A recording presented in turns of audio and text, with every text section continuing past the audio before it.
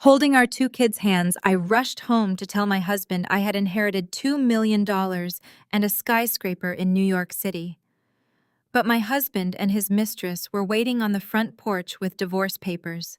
She smirked and told me, "Pack up your bags because this house has no room for a leech." I just smiled and said, "Okay." When she angrily asked what was so funny, I told her, "Actually, this house belongs to me." My name is Maya. I am 33 years old, and until that afternoon I was fine letting my family believe I was just a freelance mom making pennies. Before I continue this story, let me know where you are watching from in the comments below. Please like and subscribe if you have ever been pushed to the edge by people who were supposed to protect you. Growing up in the affluent circles of Atlanta, specifically Buckhead, meant that perception was everything. In my family, and especially in my marriage to an arrogant corporate vice president, my quietness was mistaken for weakness, but they had no idea what I was building in the shadows. The day everything shattered started as the best day of my life. I had just met with a highly respected attorney downtown, confirming that my late estranged grandfather had left me a staggering $2 million in cash and full ownership of a commercial skyscraper in Manhattan. My heart was racing as I pulled my modest minivan into the long, winding driveway of our Buckhead estate. Leo, my 8-year-old son, and Zara, my 6-year-old daughter, were chattering excitedly in the back seat about the pizza night I had promised them. I could not wait to see my husband Marcus. I wanted to see his face when I told him we were financially set for life, that my years of quiet late-night investing and freelancing had finally paid off in a way he could respect. But as I parked and unbuckled the kids, I saw him standing on our grand front porch. He was not alone. Chloe, a 24-year-old junior analyst who worked directly under Marcus at his tech firm, was leaning against the stone pillar sipping from one of my crystal wine glasses. She wore a smug, territorial smirk that made my stomach drop instantly. Marcus did not even walk down the steps to greet his children. He just crossed his arms, his custom-tailored suit straining against his tense posture. I told the kids to run around to the backyard and play on the swings. They sprinted away, oblivious to the storm brewing on the porch. I walked up the stone steps, my hands trembling slightly, but my voice remarkably steady. I asked Marcus, "What is going on, and why is your subordinate drinking my wine on a Tuesday afternoon?" Marcus sighed heavily, rolling his eyes, as if my presence was a burden he could no longer bear. He reached into his leather briefcase resting on the patio table and pulled out a thick stack of legal documents, tossing them carelessly at my feet. They were divorce papers. He looked down at me with utter contempt, stating, "I am totally done carrying the financial weight of our entire family while you play around with your little freelance hobbies. I really need a real partner, someone with ambition, and drive someone exactly like Chloe." Chloe stepped forward, placing a manicured hand on his chest. She looked me up and down, her eyes full of disgust, and angrily said, "You really need to pack up your bags right now. This house has absolutely no room for a leech. Marcus deserves a real woman who can easily match his high corporate status, not a lazy stay-at-home mom who contributes absolutely nothing to the running of our household." I looked at Marcus, searching for any trace of the man I had married, but I only saw the arrogant vice president who cared more about his country club image than his own wife. He loudly demanded, "Take your cheap minivan and leave. I will generously let you take the kids so they do not ruin my new beginning." He sneered, "Do not worry. I will pay just enough child support to keep you in a decent apartment on the other side of town, far away from my very elite and private social circle." I stood there, letting the cool Atlanta breeze wash over me, processing the magnitude of his betrayal. For years, he had mocked my late-night work, calling my consulting and quiet investments a pathetic attempt to feel important.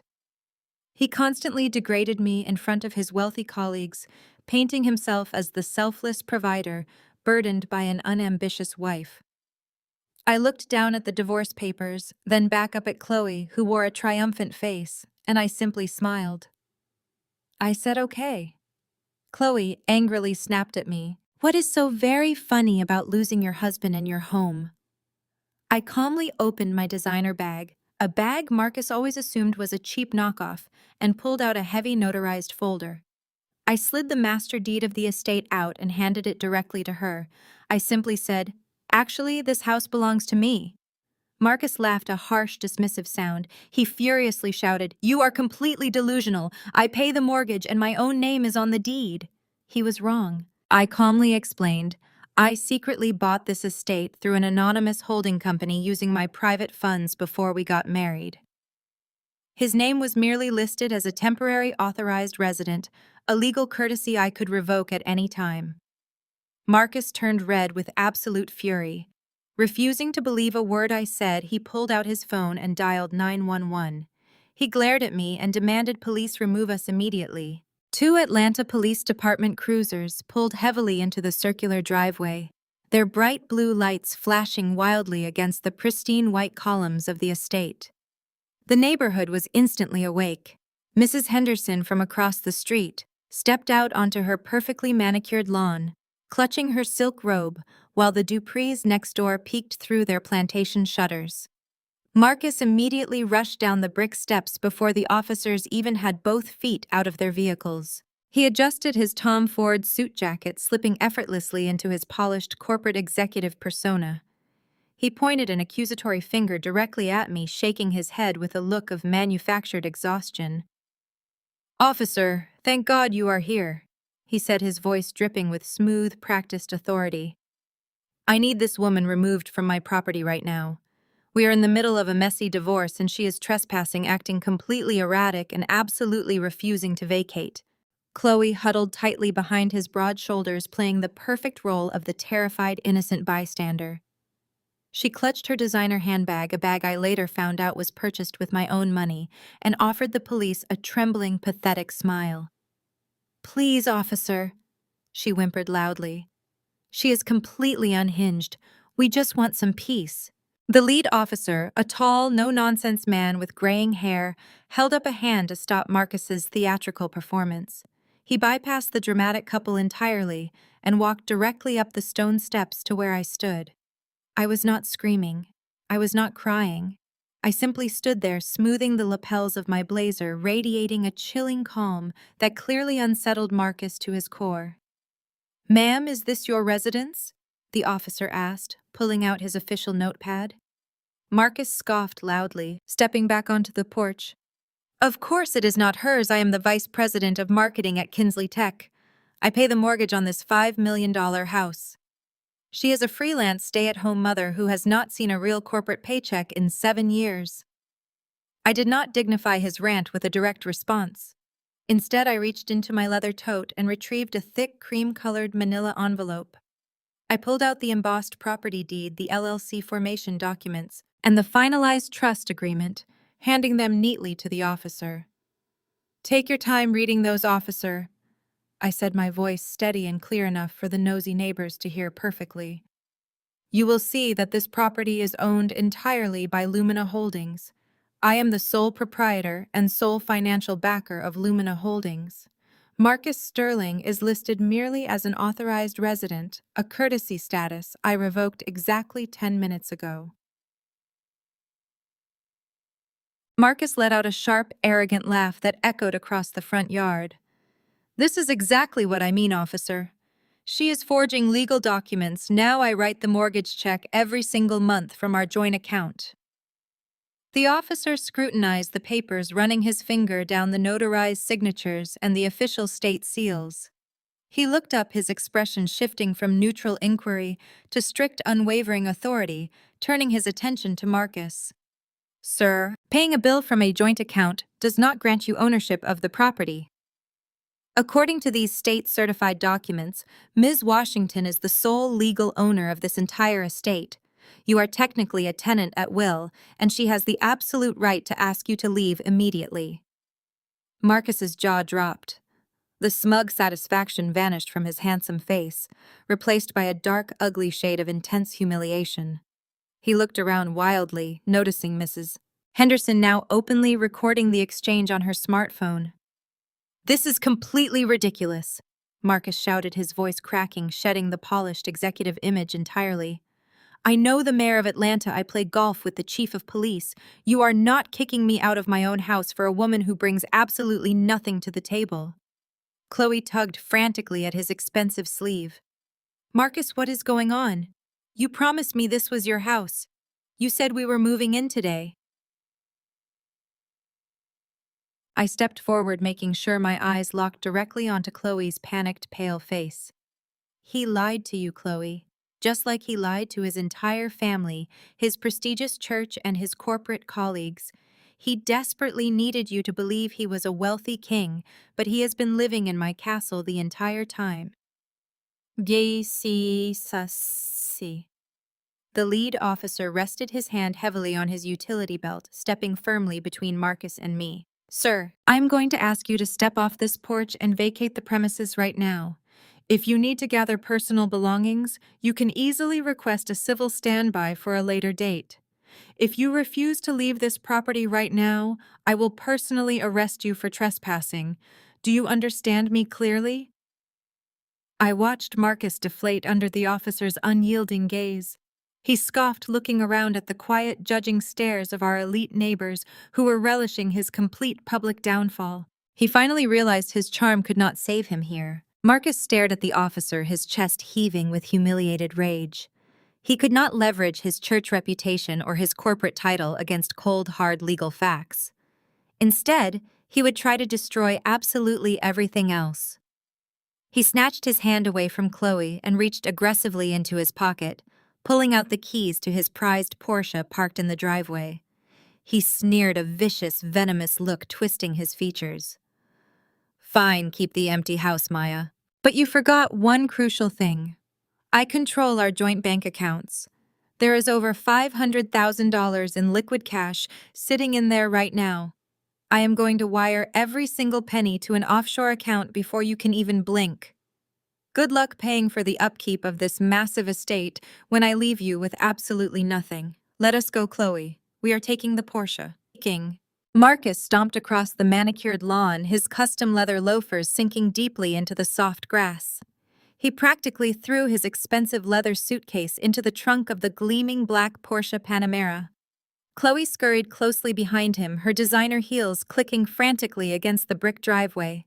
She clutched her oversized purse like a protective shield, shooting venomous glares over her shoulder at me. Do not even worry about her, baby, Marcus said loudly, ensuring his voice carried across the warm Atlanta air to the neighbors watching from their windows. Let her keep this ridiculous house. We are taking the real money. I am going to empty that joint account so fast her head will spin. We will be sipping champagne at the Ritz-Carlton tonight while she figures out how to pay the property taxes. He slammed the trunk shut with a heavy thud, pulling his sunglasses from his pocket with a practiced, arrogant flick of his wrist. You are going to regret this, Maya, he shouted, pointing the electronic key fob at the car. The Porsche chirped twice, its headlights flashing in the late afternoon sun. I am leaving you with absolutely nothing. You will be begging me to come back by Friday. I did not flinch. I did not raise my voice. I simply crossed my arms and offered him a polite, chilling smile. Before Marcus could even reach the driver's side door, the heavy, unmistakable groan of a diesel engine echoed down our quiet, tree-lined street. A massive yellow tow truck turned the corner and backed smoothly into our driveway, blocking the Porsche from moving a single inch. Marcus froze, his hand hovering over the door handle.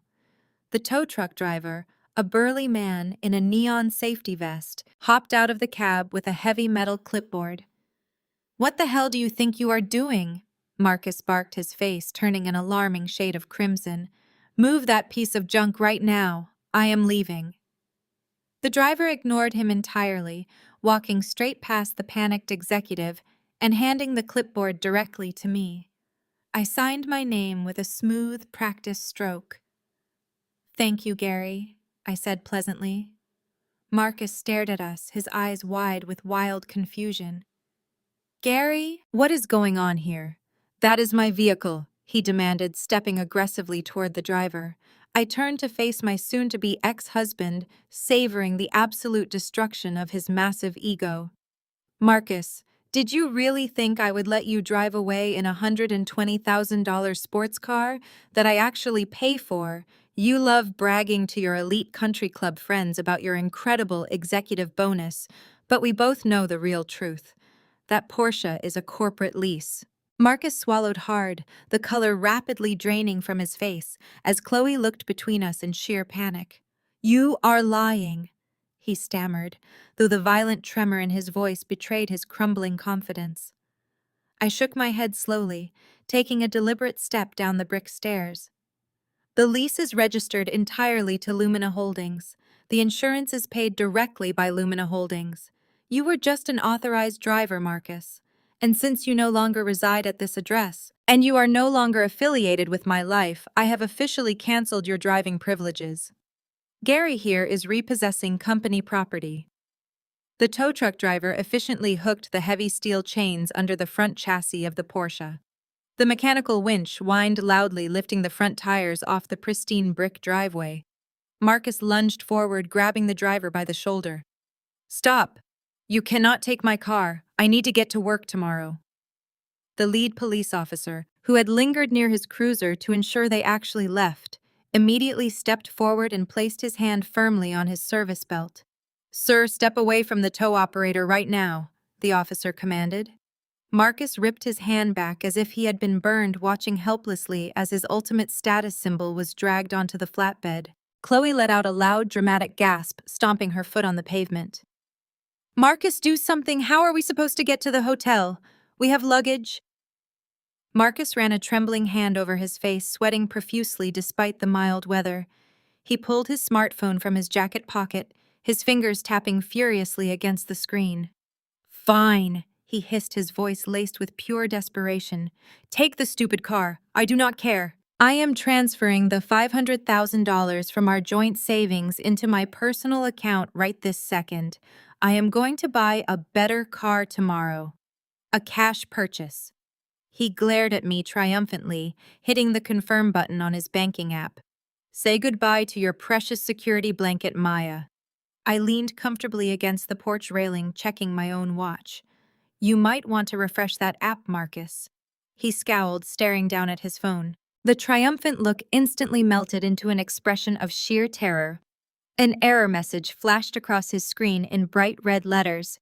He tapped the screen, frantically closing the app and reopening it, only to be met with the exact same notification. Account frozen, he read aloud, his voice dropping to a panicked whisper. What did you do? Why is the account locked? I walked down the remaining steps, standing just a few feet away from the man who had spent 7 years calling me worthless. Did you honestly think I would not notice the shady wire transfers you have been making for the past 6 months? $10,000 here, $15,000 there, all funneled directly into a shell account registered under Chloe's name. Chloe gasped, taking a sudden step back as the neighborhood audience continued to watch the spectacle. That is corporate fraud, Marcus. I continued, my voice ringing with absolute clarity. I called the bank's fraud department 3 hours ago and submitted a detailed portfolio of your unauthorized illicit withdrawals. They immediately flagged the joint account for suspicious activity.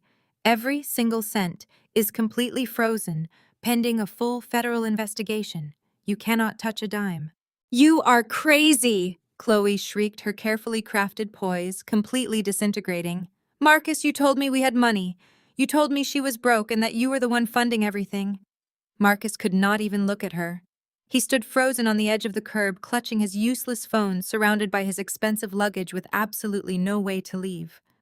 The tow truck roared down the street, taking the last piece of his manufactured identity with it. The police officer crossed his arms, gesturing toward the end of the block. You folks need to call a cab and move along, now. Left with nothing but a suitcase and a furious mistress, Marcus realized his corporate intimidation tactics were utterly useless against a woman who held all the cards. He needed a different kind of power. He needed the one force in Atlanta that I had always been forced to bow down to. He needed my parents.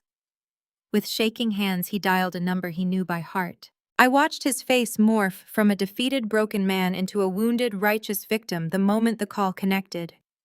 Thomas Helen, I need you to come to the house immediately. Marcus pleaded into the phone, projecting the perfect image of a betrayed husband. Maya has completely lost her mind. She has locked me out of the house and frozen my bank accounts. You need to get over here right now before she completely destroys our family's reputation at the church. Within 20 minutes, a pristine silver Mercedes sedan and a massive pearl-white Cadillac Escalade screeched to a halt in front of my driveway. The cavalry had arrived. My father Thomas stepped out first, wearing his signature tailored charcoal suit. As the senior pastor of one of the most elite megachurches in Atlanta, he treated every piece of pavement like it was his personal pulpit. My mother Helen practically leaped out of the passenger side. Her hair was perfectly sprayed into an unmovable helmet, her designer church hat still pinned to her head. Right behind them emerged my older brother David, the undisputed golden child of the Washington family, holding the hand of his wife Jessica. Jessica was a wealthy white woman from a prominent old-money Southern family, and she never missed an opportunity to remind us of that fact. Helen marched straight past Marcus, completely ignoring the fact that he was standing next to his half-dressed weeping mistress. She marched up my front steps and pointed a sharp manicured fingernail directly at my face. "Maya Denise Washington, what in the name of the Lord are you doing?" My mother hissed, her voice vibrating with suppressed rage. "You are making a public spectacle in front of these people. Do you have any idea who Marcus is? He is a good black man, a corporate vice president, and a pillar of our congregation. You do not just throw a man like that out on the street over a silly little marital dispute.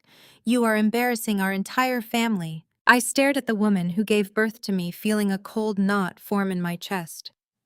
"A silly little marital dispute, Mom." He brought his mistress to my front porch and handed me divorce papers.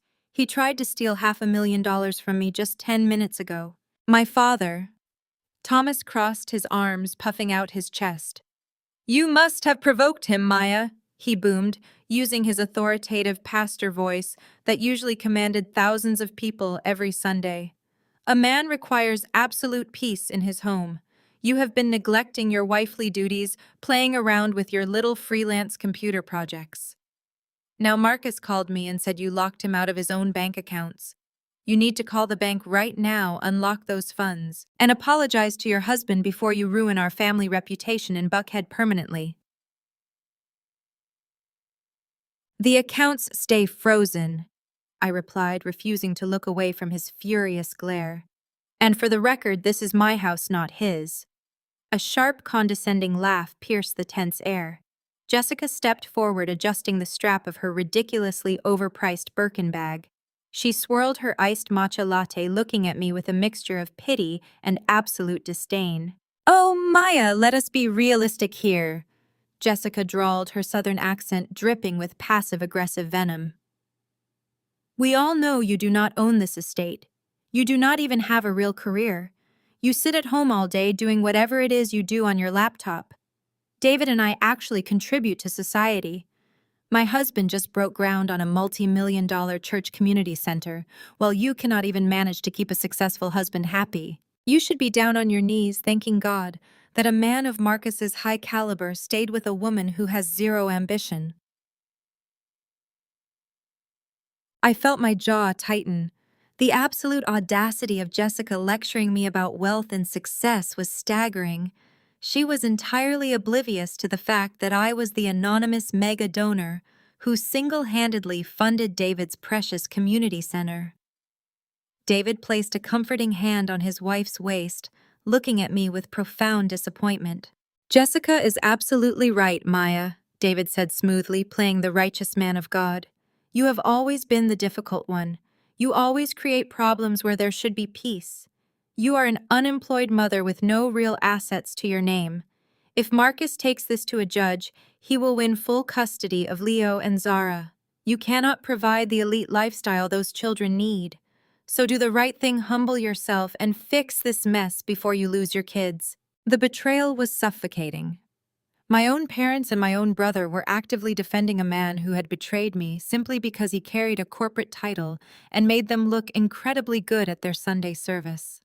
They were completely willing to throw me to the wolves to protect their precious social standing. Sensing the massive shift in power, Chloe finally found her voice. Seeing my entire family turn against me gave her a sudden, dangerous burst of confidence. She stepped out from behind Marcus, wiping her fake tears, and lifted her chin triumphantly. "You heard your own family, Maya," Chloe said, her voice dripping with pure arrogance. "You are just a bitter, lazy woman who could not give Marcus what he truly needed to succeed. But do not worry about him anymore. I will take excellent care of him, and I will give him the exact thing you never could." Chloe deliberately placed both of her hands on her slightly rounded stomach. She rubbed her belly with a slow, exaggerated motion, looking me dead in the eyes. "I am 4 months pregnant," Chloe announced loudly, making sure my parents heard every single syllable. "I am carrying Marcus's son, the male heir he has always wanted. So you see, Maya, we are the real family now. You are just standing in the way of our beautiful future." My mother gasped, but instead of turning her anger toward Marcus for getting his mistress pregnant, she looked at me with renewed disgust.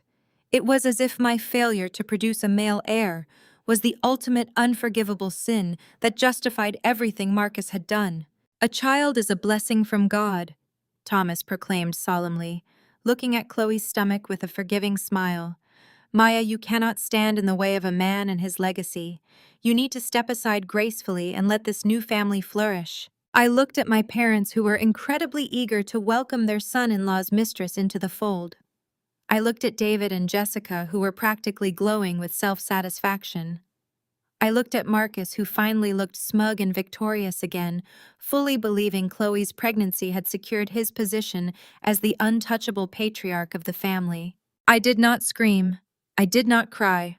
I just started laughing. It was a cold, genuine laugh that echoed loudly across the expansive driveway, instantly freezing the smug smiles on all of their faces. "What is so funny to you, Maya?" Jessica snapped, taking a nervous step back.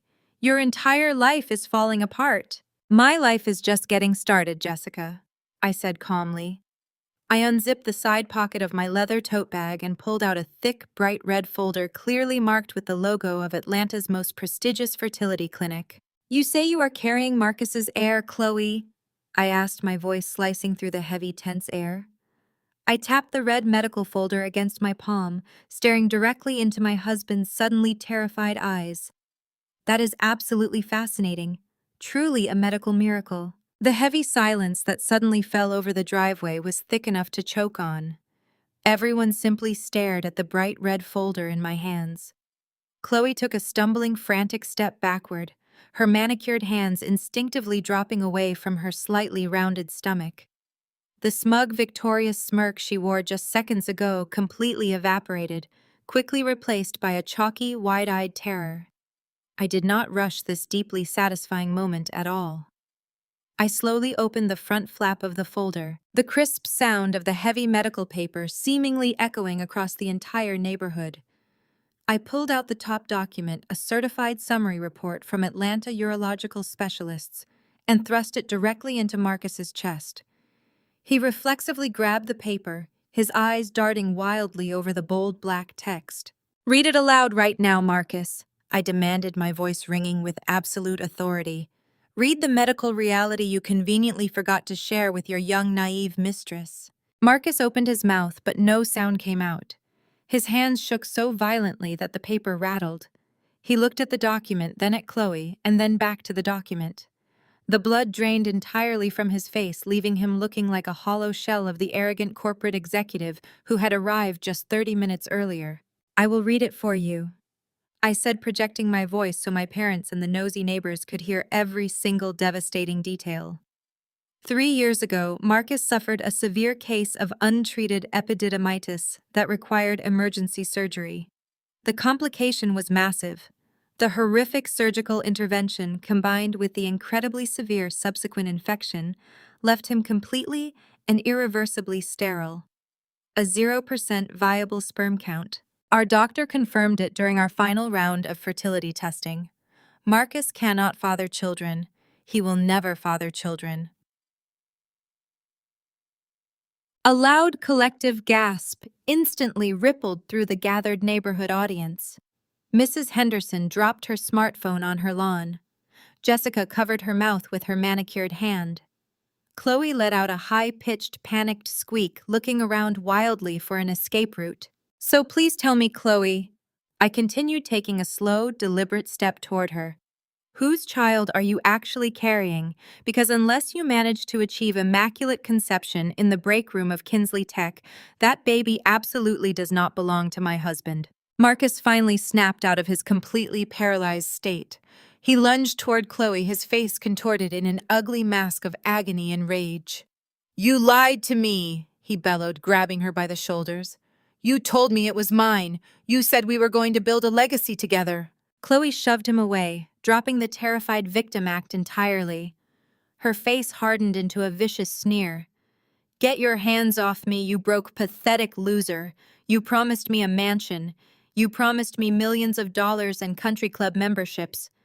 Instead, I am standing on a sidewalk with a man who does not even own the car he drives. Whose baby is it? Marcus screamed, his voice cracking with pure devastation. His entire world, his massive, fragile ego, and his grand plan for a completely new life lay utterly shattered in tiny pieces on my driveway. It actually belongs to the senior regional director, Chloe spat back, showing absolutely zero remorse. He actually has money. He actually has power. I just needed a reliable idiot to sign the birth certificate and pay the bills when his wife kicked him out. You are the easiest mark in the entire corporate office, Marcus. Marcus stumbled backward, as if he had been physically struck. He dropped his expensive leather briefcase, the papers spilling out onto the pavement. He looked utterly destroyed. He fell heavily to his knees right there on the hard concrete, burying his face deep in his hands, letting out a pitiful, gut-wrenching sob that echoed loudly in the warm evening air. The police officer shook his head in disgust, stepping back to let the miserable scene play out. I expected my parents to finally see the truth.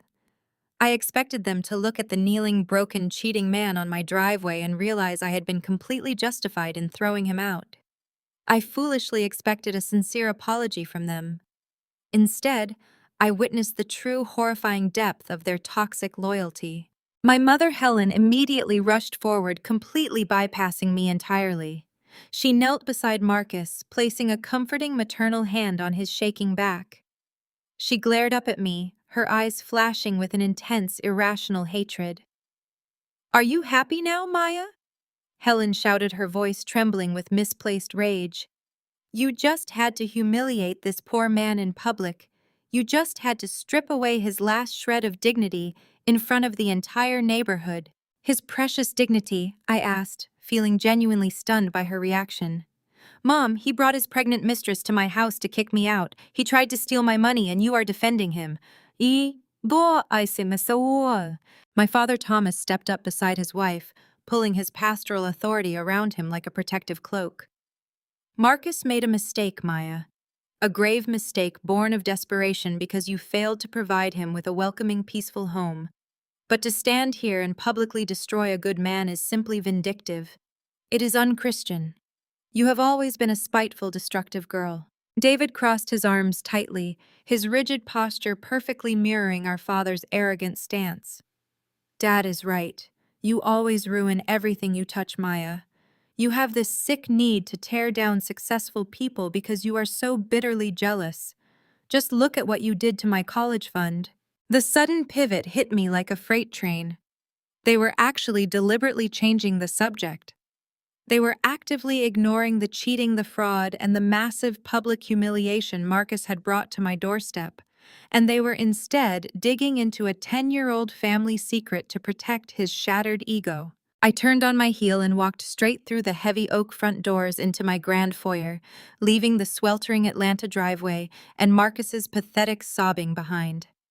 My family immediately swarmed in after me like a hive of angry hornets. Helen was hyperventilating, her face twisted into a mask of pure indignation as she followed me into the living room. She pointed her shaking finger at my back, her voice echoing sharply off the vaulted ceilings. She screamed that I had no right to judge anyone not after what I had done to my own flesh and blood. She brought up the darkest shadow of my childhood, the lie that had permanently branded me as the black sheep of the Washington family. According to my mother, I was the deceitful teenager who had secretly drained my brother David's college trust fund to finance my own rebellious lifestyle. Thomas stood beside the grand piano, nodding solemnly as his wife launched into her favorite historical tirade. He adjusted his pastoral collar, projecting the image of a wounded patriarch. He declared that they had shown me Christian mercy by not calling the police when I was 18. David played his part perfectly, adopting a look of noble suffering. He placed his arm around Jessica softly, telling her how hard he had to work to overcome my theft, how he had to build his successful real estate empire from absolutely nothing because his own sister had robbed him.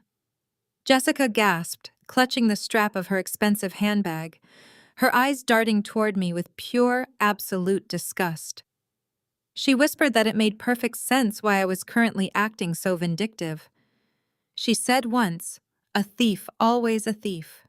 They formed a unified wall of judgment, convinced that bringing up this ancient family shame would force me into submission. I did not cower. I did not apologize. I calmly walked over to the media console and picked up the remote for the television mounted above the fireplace. For over a decade, I had swallowed their toxic narrative. I had accepted the icy glares at Thanksgiving and the hushed whispers at church events because I was too young and frightened to prove my innocence against a powerful mega-church pastor and his pristine wife. But I was no longer a scared teenager. I was the sole owner of a successful holding company, and my grandfather had taught me exactly how to follow the money. I clicked a button, instantly syncing my encrypted laptop to the living room display. The screen flashed a bright blue before revealing the highly restricted archives of the Washington family trust files my late grandfather had carefully backed up before his passing. Helen stopped mid-sentence, her jaw snapping shut as she recognized the official banking logos illuminated on the wall. I opened the primary ledger from 15 years ago, magnifying the screen so the numbers were impossible to ignore. I politely asked my parents to explain exactly how a high school senior managed to authorize wire transfers requiring dual parental signatures and notarized bank approvals. I clicked on the first highlighted transaction, an outbound wire for $50,000. The destination was not a rebellious teenager's local savings account. It was a well-known high-stakes offshore casino operation based in the Bahamas. I clicked the next digital file, displaying a clear scanned copy of the original withdrawal slip.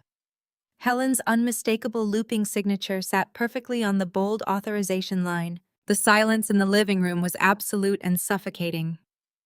I turned to face my mother, whose sprayed hair suddenly looked rigid and absurd above her ashen, terrified face. I stated the undeniable facts clearly and loudly. Helen had developed a severe destructive gambling addiction. She had systematically drained David's entire college fund to cover her massive casino debts and sustain her lavish country club lifestyle. When the account finally ran dry, and Thomas began asking questions about tuition payments, Helen panicked. She desperately needed a convenient scapegoat to prevent a public divorce that would have destroyed my father's lucrative pastoral career. She chose her quiet, introverted daughter. She planted forged withdrawal slips in my bedroom and convinced my father that I had stolen the money out of pure jealousy. Thomas stumbled backward, gripping the edge of the piano for support. He looked at his wife in horror, his entire world shattering completely. But I was not finished. I opened a subfolder labeled boldly with David's name. I projected a series of internal emails and bank deposit receipts from 5 years ago.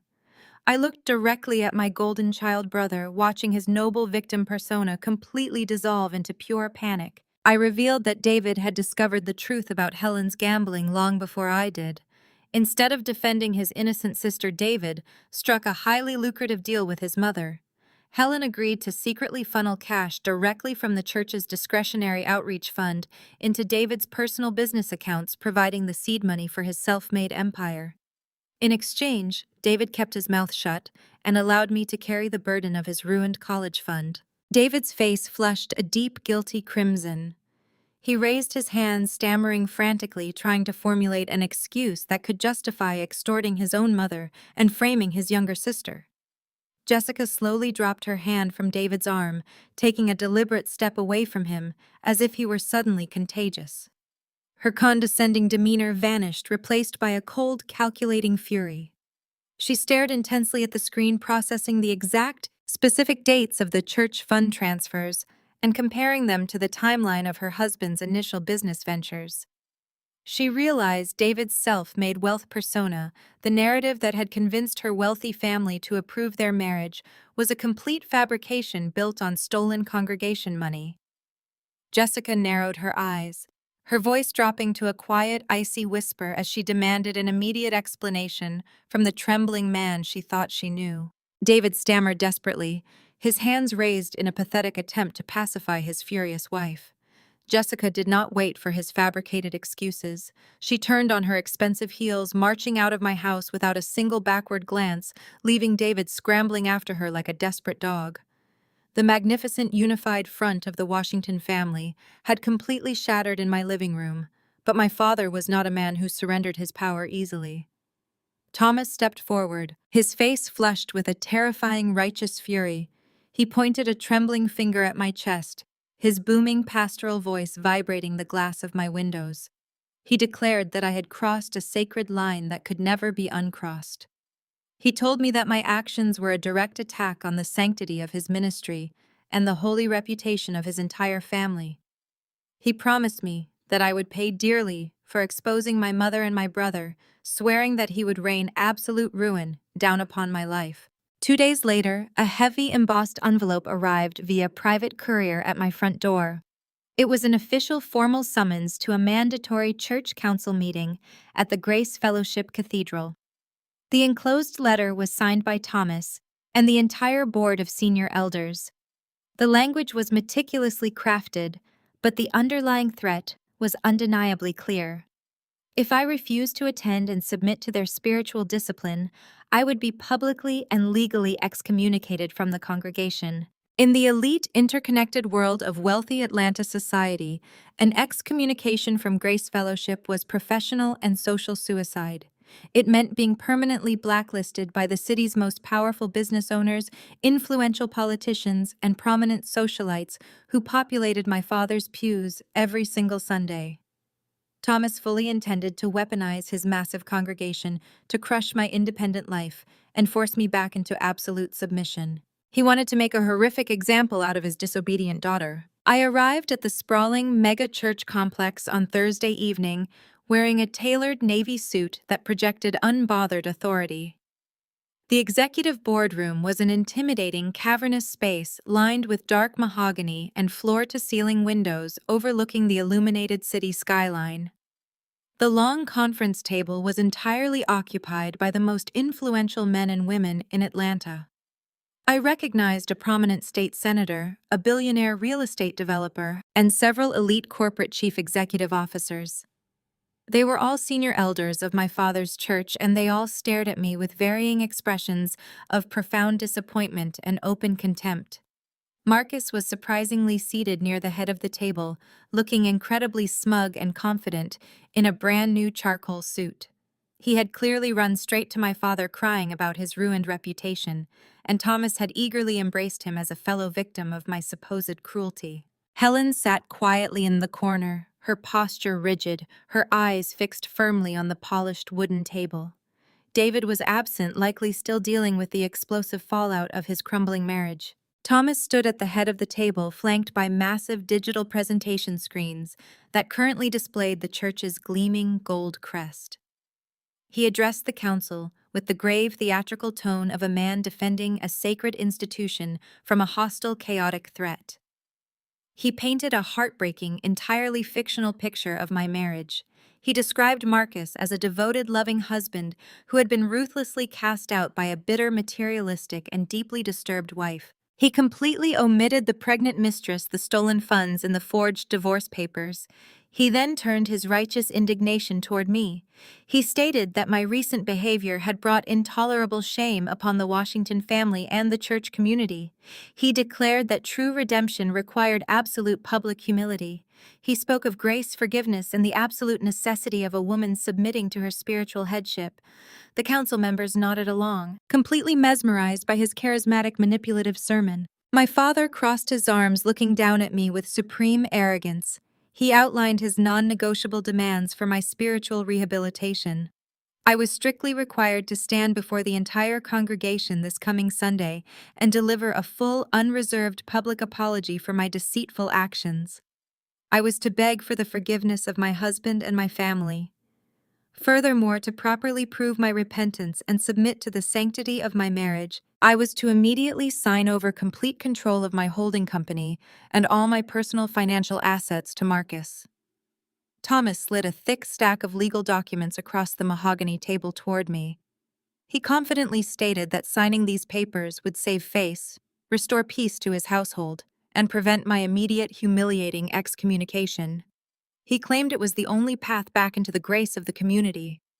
Marcus leaned forward, tapping his expensive pen against the legal documents, waiting for me to surrender everything I had built.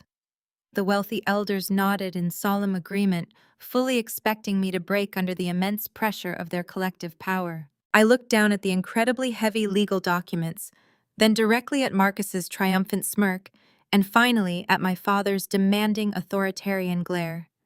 I absolutely did not flinch, and I certainly did not reach for the silver pen. Instead, I stood up very slowly from my leather chair, carefully picking up my clutch.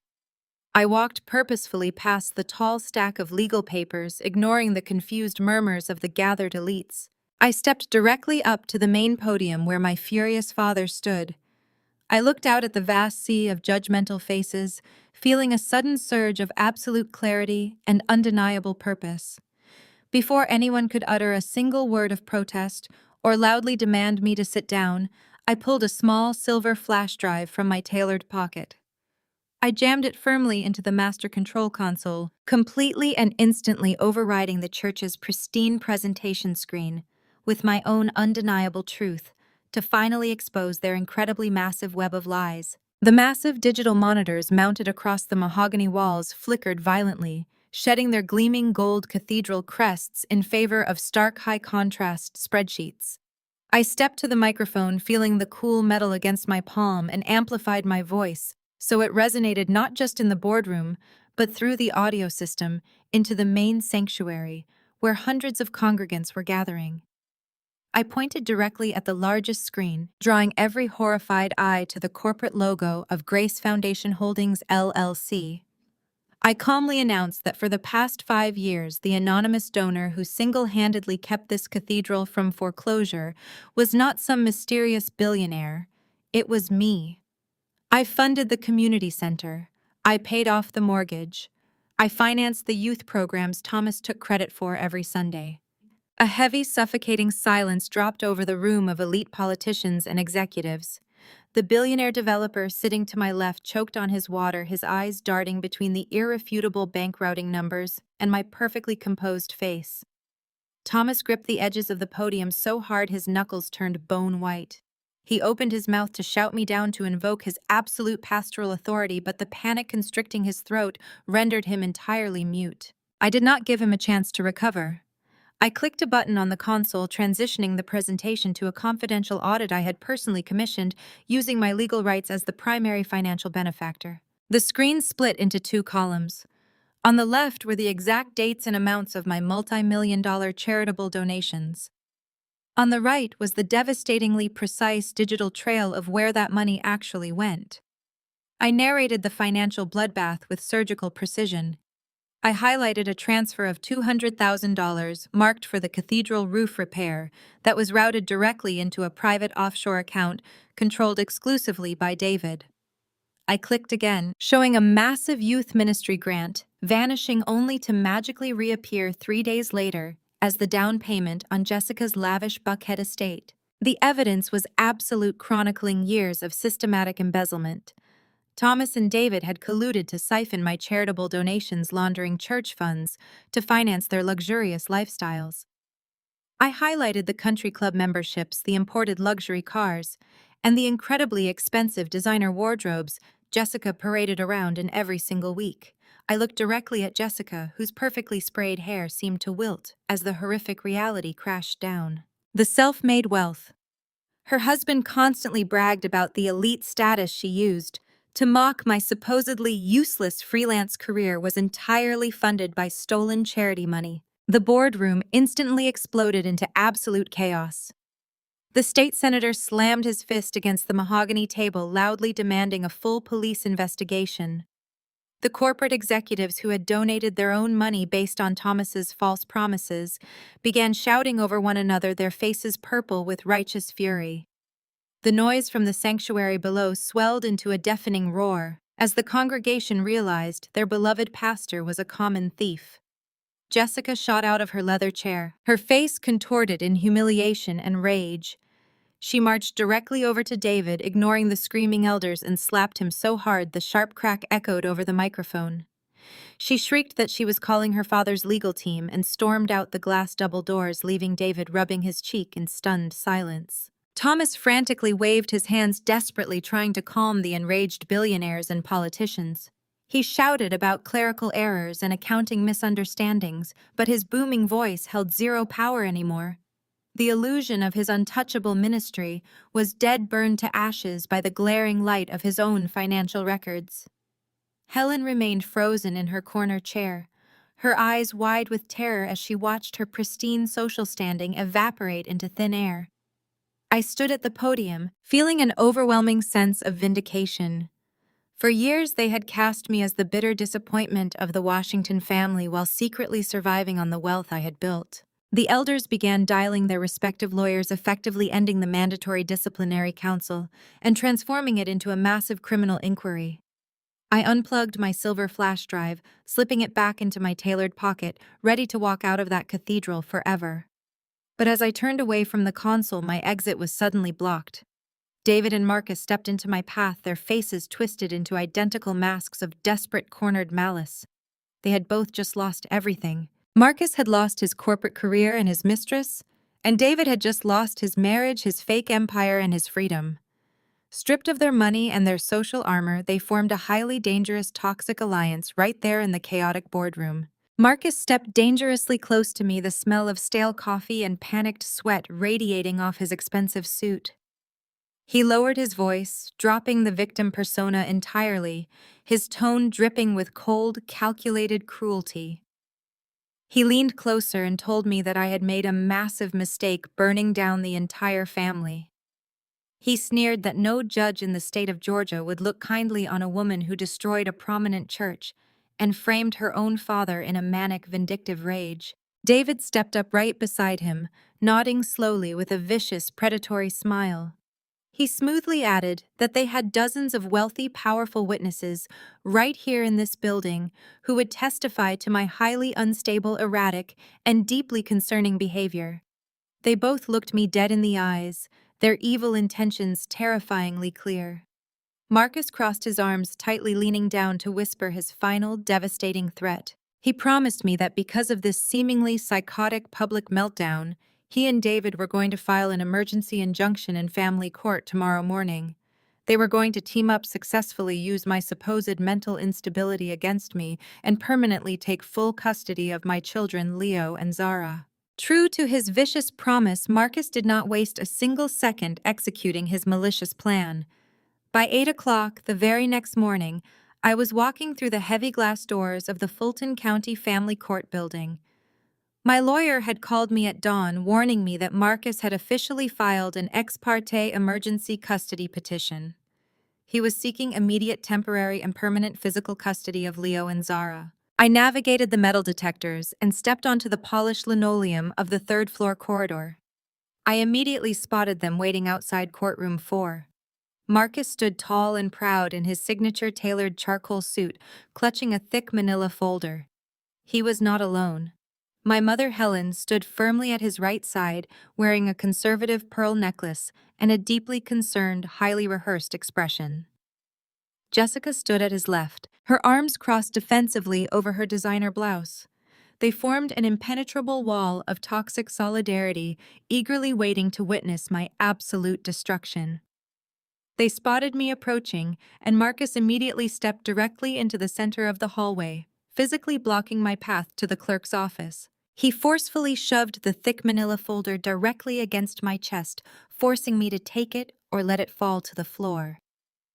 I grasped the heavy legal document, keeping my face entirely devoid of emotion.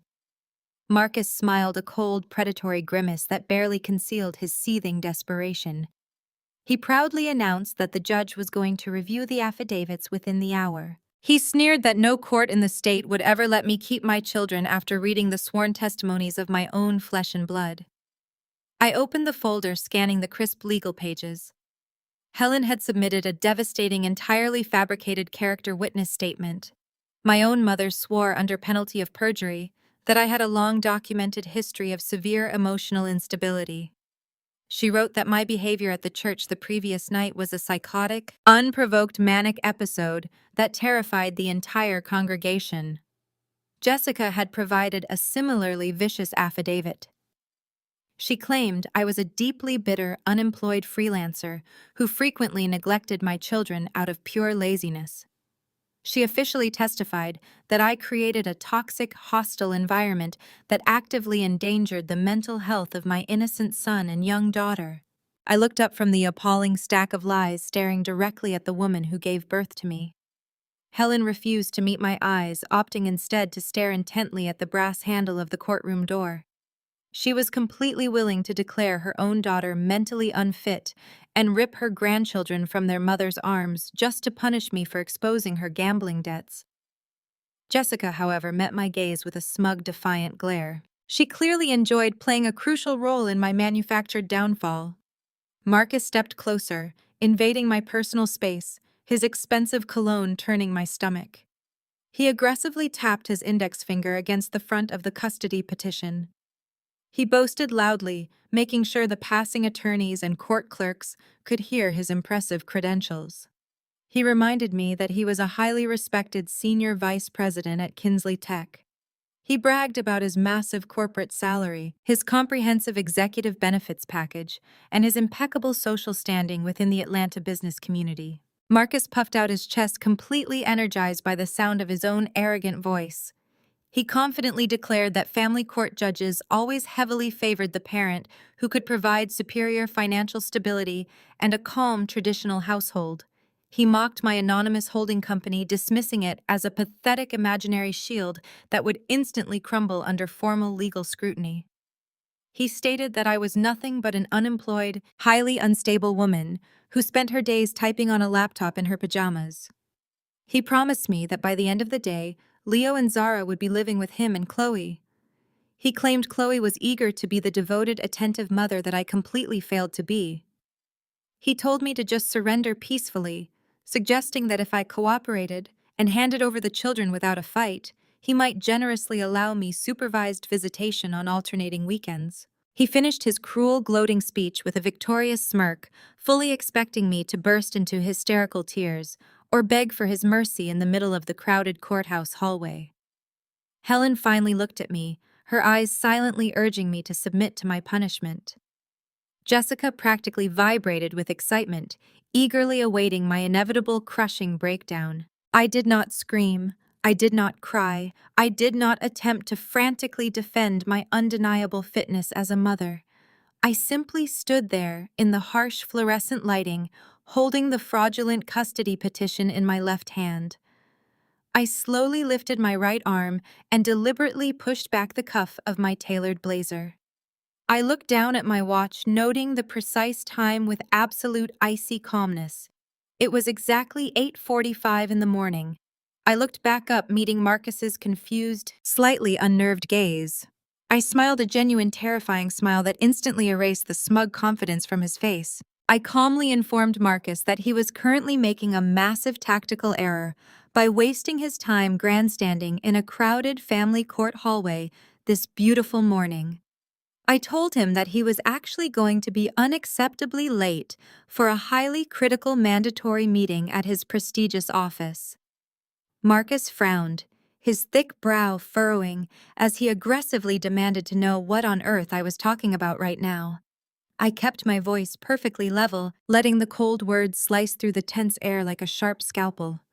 I advised him that the Kinsley Tech Board of Directors was currently convening an emergency closed-door executive session at exactly 9 o'clock this morning. I then revealed that the one and sole item on their urgent agenda was navigating a massive, aggressive, and highly hostile corporate takeover of his entire company. Marcus's arrogant smirk instantly vanished, completely wiped away, and rapidly replaced by a truly hollow, pathetic look of absolute, undeniable confusion and rapidly dawning terror as he finally fully grasped my words. He frantically reached into his tailored breast pocket and yanked out his smartphone, staring in sheer panic at a dozen missed calls from the Kinsley Tech chief executive officer. The color completely drained from his face as he realized I was not bluffing about the hostile takeover. He did not bother offering a single word of explanation to my mother or Jessica, who both stared at him in stunned, uncomprehending silence. He simply dropped the fraudulent custody petition onto the polished linoleum floor, leaving the scattered pages of his fabricated lies behind him. He spun on his expensive heels and sprinted frantically toward the courthouse elevators, shoving past a group of startled attorneys in his desperate rush to escape. I watched his retreating figure with absolute chilling detachment, knowing his frantic dash across downtown Atlanta was entirely in vain. The trap had already been sprung, and there was absolutely nowhere left for him to run. Marcus sped through the morning traffic in his imported sports car, gripping the leather steering wheel with white knuckles as he aggressively wove between lanes. He desperately tried to rationalize the sudden corporate crisis unfolding at his firm. A hostile takeover was certainly terrifying for the current board of directors, but Marcus's massive ego viewed it as a brilliant, unexpected opportunity for personal advancement. In his highly arrogant mind, a massive shift in corporate ownership meant the new buyers would desperately need to retain key executives to ensure a smooth, profitable transition. He was the senior vice president of operations, a man who believed the entire company would instantly collapse without his daily guidance. He convinced himself that he held all the necessary leverage in this chaotic situation. He planned to march into that emergency meeting and aggressively demand a seven-figure retention bonus to stay on board. He smiled wickedly to himself as he pulled into the executive VIP parking garage, calculating exactly how he would weaponize that massive influx of cash. He fully intended to hire the most ruthless, expensive family law attorneys in the state of Georgia to financially bleed me dry and legally rip our innocent children from my custody forever. He practically strutted through the glass doors of the Kinsley Tech executive suite, projecting an aura of supreme, unbothered confidence. The atmosphere inside the sprawling corporate headquarters was electric, with pure, unadulterated panic. Junior executives whispered frantically in the hallways, their faces pale with the fear of impending layoffs, while administrative assistants frantically shredded confidential documents. Marcus completely ignored the surrounding chaos and pushed forcefully through the heavy oak doors of the main boardroom at exactly 9 o'clock. The long, polished conference table was surrounded by the entire board of directors, all of whom looked completely defeated and physically exhausted. The current chief executive officer sat slumped in his luxurious leather chair, rubbing his temples with trembling hands, a half-empty glass of water sitting ignored in front of him.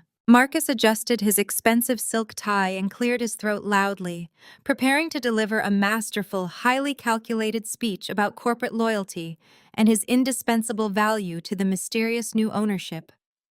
He opened his mouth to formally state his exorbitant financial demands, fully expecting the terrified board members to immediately capitulate to his every single whim. Before Marcus could utter a single syllable of his prepared ultimatum, the private executive doors at the far end of the sprawling boardroom swung wide open.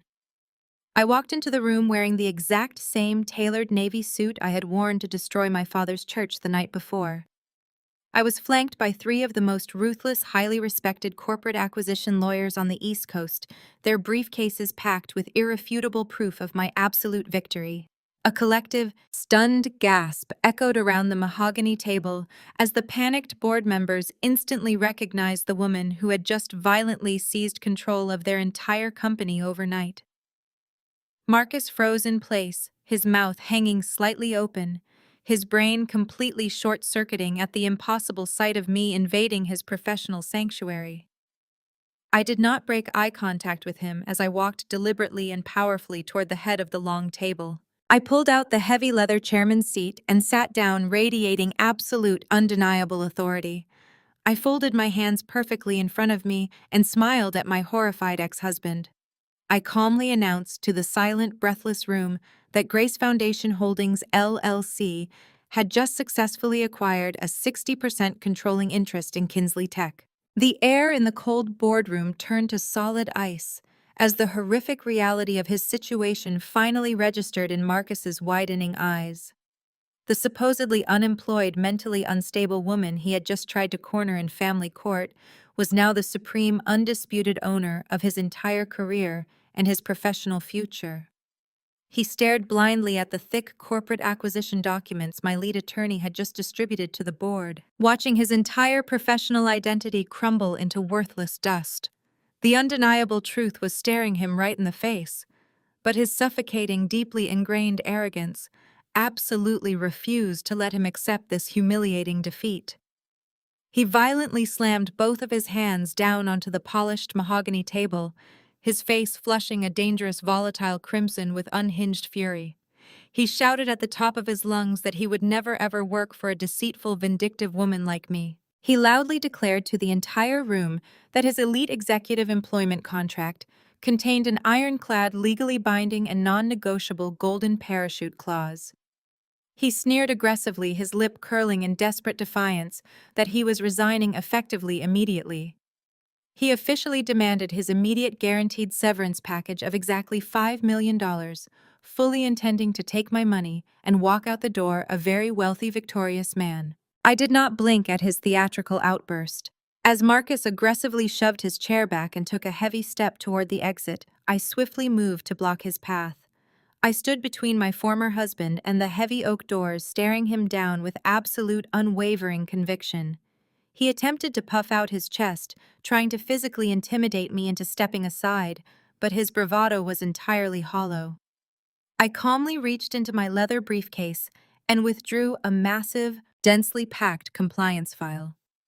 I slammed the thick binder down onto the polished mahogany table with a resounding crack that instantly silenced the entire room.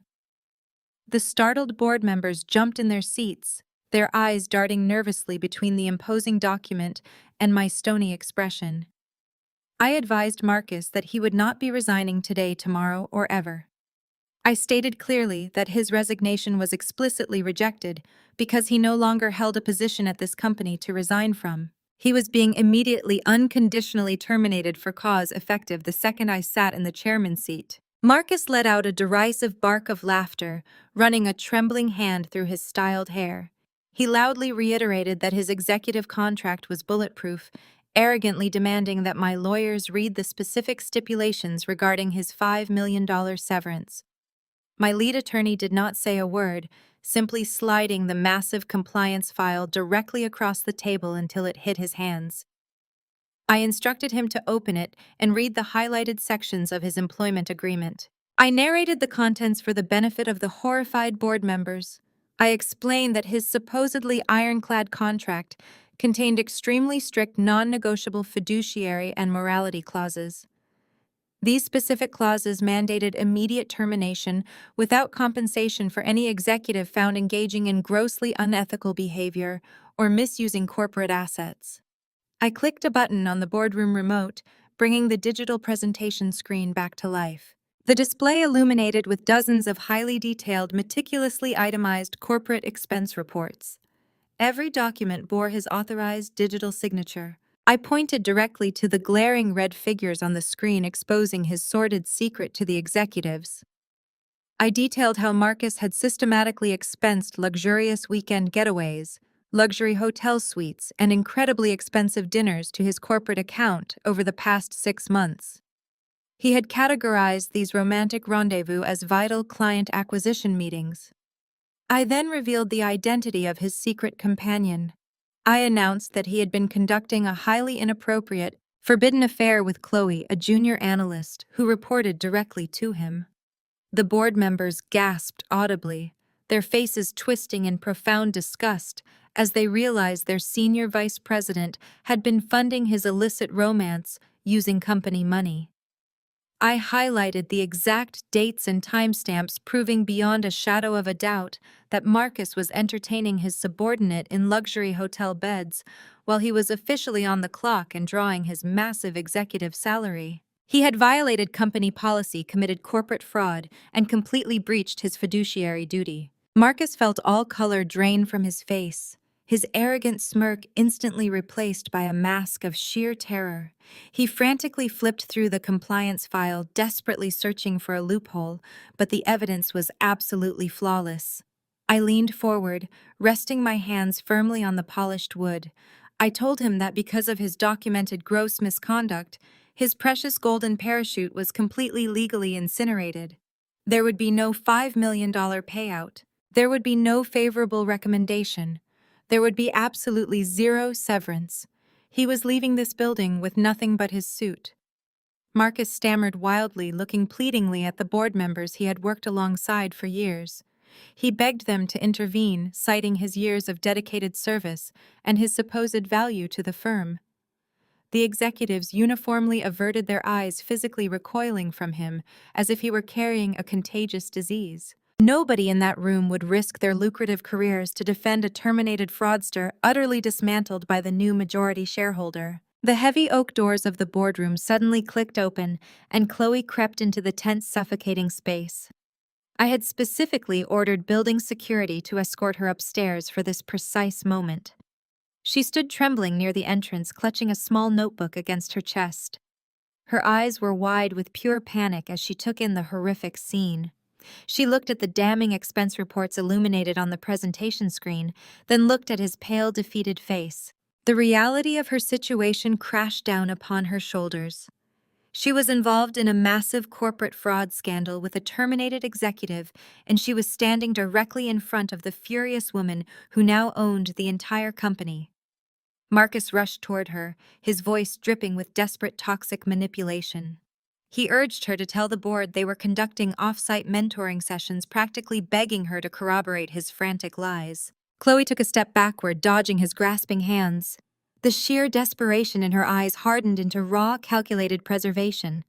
She looked directly at me, completely ignoring the man who had promised her a lavish, heavily funded future just hours before. Her voice shook violently, but she spoke loud enough for every executive to hear her undeniable betrayal. She publicly declared that Marcus had entirely coerced her into the illicit relationship by threatening her annual performance reviews and her promised promotion. She pointed an accusing finger directly at his chest, declaring that she had physical copies of his text messages, proving he intentionally directed her to falsify the corporate expense reports. Chloe stood tall, taking a deep breath before delivering the final crushing blow. She officially offered to hand over all her personal communication records and provide full, unrestricted testimony against Marcus in a court of law, pleading to save her own career by sending him straight to a criminal trial. He collapsed onto the floor, completely shattered, finally realizing he had lost absolutely everything he ever truly valued. Chloe stood trembling in the oppressive silence of the boardroom, clutching her small notebook against her chest, as if it were a physical shield against the massive consequences of her actions. She looked at me with wide, tear-filled eyes, mistakenly believing that her sudden theatrical betrayal of Marcus had earned her some twisted form of corporate clemency. She waited anxiously for me to nod to accept her desperate plea deal, to grant her immunity in exchange for burying the ruined man writhing on the carpet. I looked down at her from the head of the mahogany table, feeling absolutely zero sympathy for the woman who had happily mocked my marriage while sleeping in my bed. I did not offer her a lifeline. Instead, I reached into the thick compliance file and extracted a secondary, much thinner folder. I slid it deliberately across the polished wood until it came to a halt directly in front of the trembling junior analyst. I calmly informed Chloe that her offer to testify was entirely unnecessary because my forensic accountants had already bypassed her encrypted hard drive. I instructed the lead attorney to project the newly discovered audit logs onto the main screens. The monitors instantly flashed with undeniable, damning evidence of her active, enthusiastic collusion. She was not a helpless, coerced subordinate trapped in a toxic power dynamic. The digital footprints proved she was the primary architect of the financial deception, manually overriding the accounting software to approve Marcus's fraudulent expenses and subsequently routing generous kickbacks directly into her personal checking account. The prominent board members leaned forward, their expressions hardening from initial shock into pure, unadulterated disgust as the depth of her corporate treason was laid bare. I narrated her precise financial maneuvers, highlighting exactly how Chloe had systematically billed the company for extravagant spa weekends, luxury designer handbags, and expensive first-class flights, explicitly categorizing them as vital vendor relations and off-site strategy retreats. She had weaponized her access to the corporate ledger to fund a lavish lifestyle she could never legally afford, all while fully aware she was bleeding the company dry. I stared directly into her panicked, tear-streaked face and declared that she was immediately terminated for gross corporate fraud and conspiracy. I stated clearly that the company would not only seek full financial restitution for every single stolen dollar, but we would be turning her entire digital footprint over to the district attorney for immediate criminal prosecution. Chloe opened her mouth, a pathetic, strangled sob escaping her lips, but she had absolutely no defense left. At my silent signal, two massive building security guards stepped through the oak doors, their faces completely impassive. They grasped Chloe firmly by the arms, ignoring her hysterical, high-pitched pleas for mercy.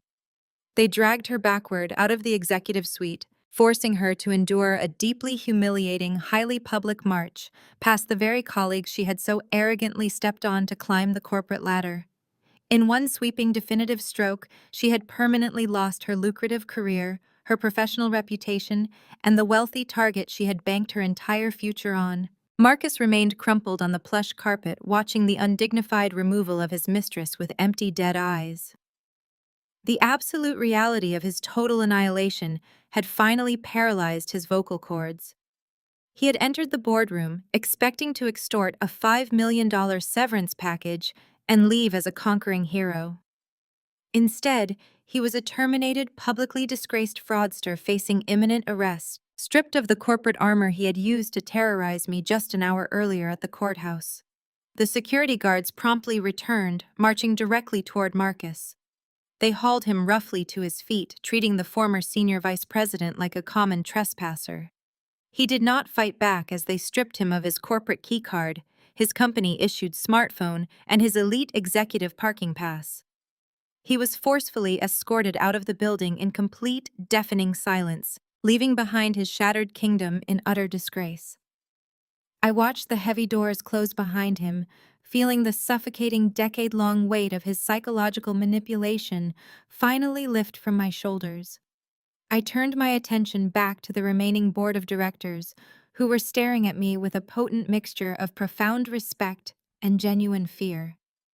I calmly closed the compliance file and announced that the emergency executive session was now concluded. Kinsley Tech was officially under new management, and I demanded absolute, unwavering loyalty moving forward. My children were safe, my position was impenetrable, and the Washington family's poisonous grip on my life was entirely severed. But a cornered, deeply humiliated narcissist like Marcus was never going to fade into quiet obscurity. Stripped of his high-paying job, his mistress, and his pristine social standing, he became dangerously erratic and entirely consumed by a burning thirst for vengeance. 3 days after his highly publicized termination, a heavy, intimidating legal envelope arrived at my private residence via private courier. Marcus had bypassed the standard family court mediators and hired Lawrence Sterling, a notoriously sleazy, highly aggressive divorce attorney, infamous for destroying opposing parties through vicious, underhanded legal tactics. The enclosed, densely packed petition was not about child custody, visitation rights, or standard alimony. Marcus and his ruthless lawyer had spent 72 exhausting hours aggressively combing through the microscopic fine print of our decade-old prenuptial agreement, frantically searching for a single, exploitable loophole to weaponize against my new financial empire. They successfully found a vaguely worded, highly ambiguous clause regarding undisclosed familial inheritance and joint marital assets. The formal petition brazenly declared that Marcus was legally entitled to exactly 50% of everything I owned. He was no longer just aiming to drain my personal bank accounts. He was officially, aggressively laying claim to half of my newly inherited $2 million trust fund and seeking joint ownership of the prime 50-story New York City skyscraper that served as the undisputed crown jewel of my entire anonymous holding company. The heavy oak doors of the Fulton County Superior Courtroom slammed shut, sealing me inside a windowless arena designed for absolute corporate and domestic warfare.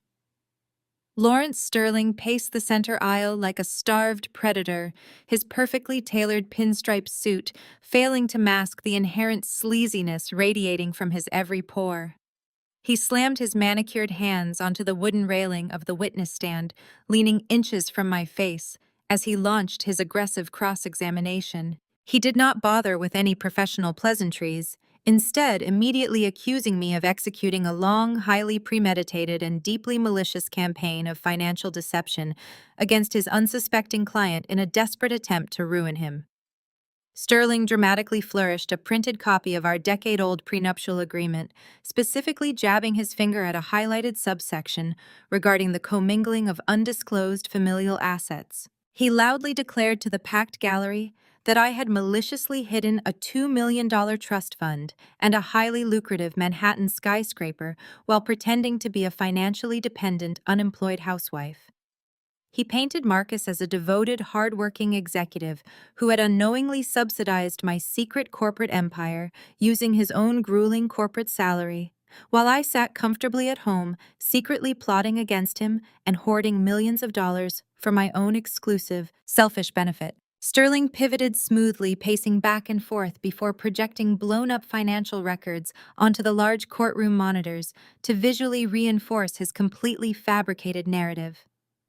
He aggressively and purposefully twisted the timeline of the Grace Foundation Holdings, LLC Incorporation, falsely and aggressively claiming that the required initial filing fees and holding costs were paid using funds drawn directly from our joint marital checking account. By deliberately categorizing the holding company as a marital project funded by shared household income, he argued that the massive trust fund funneled through that specific entity was instantly and legally transformed into community property.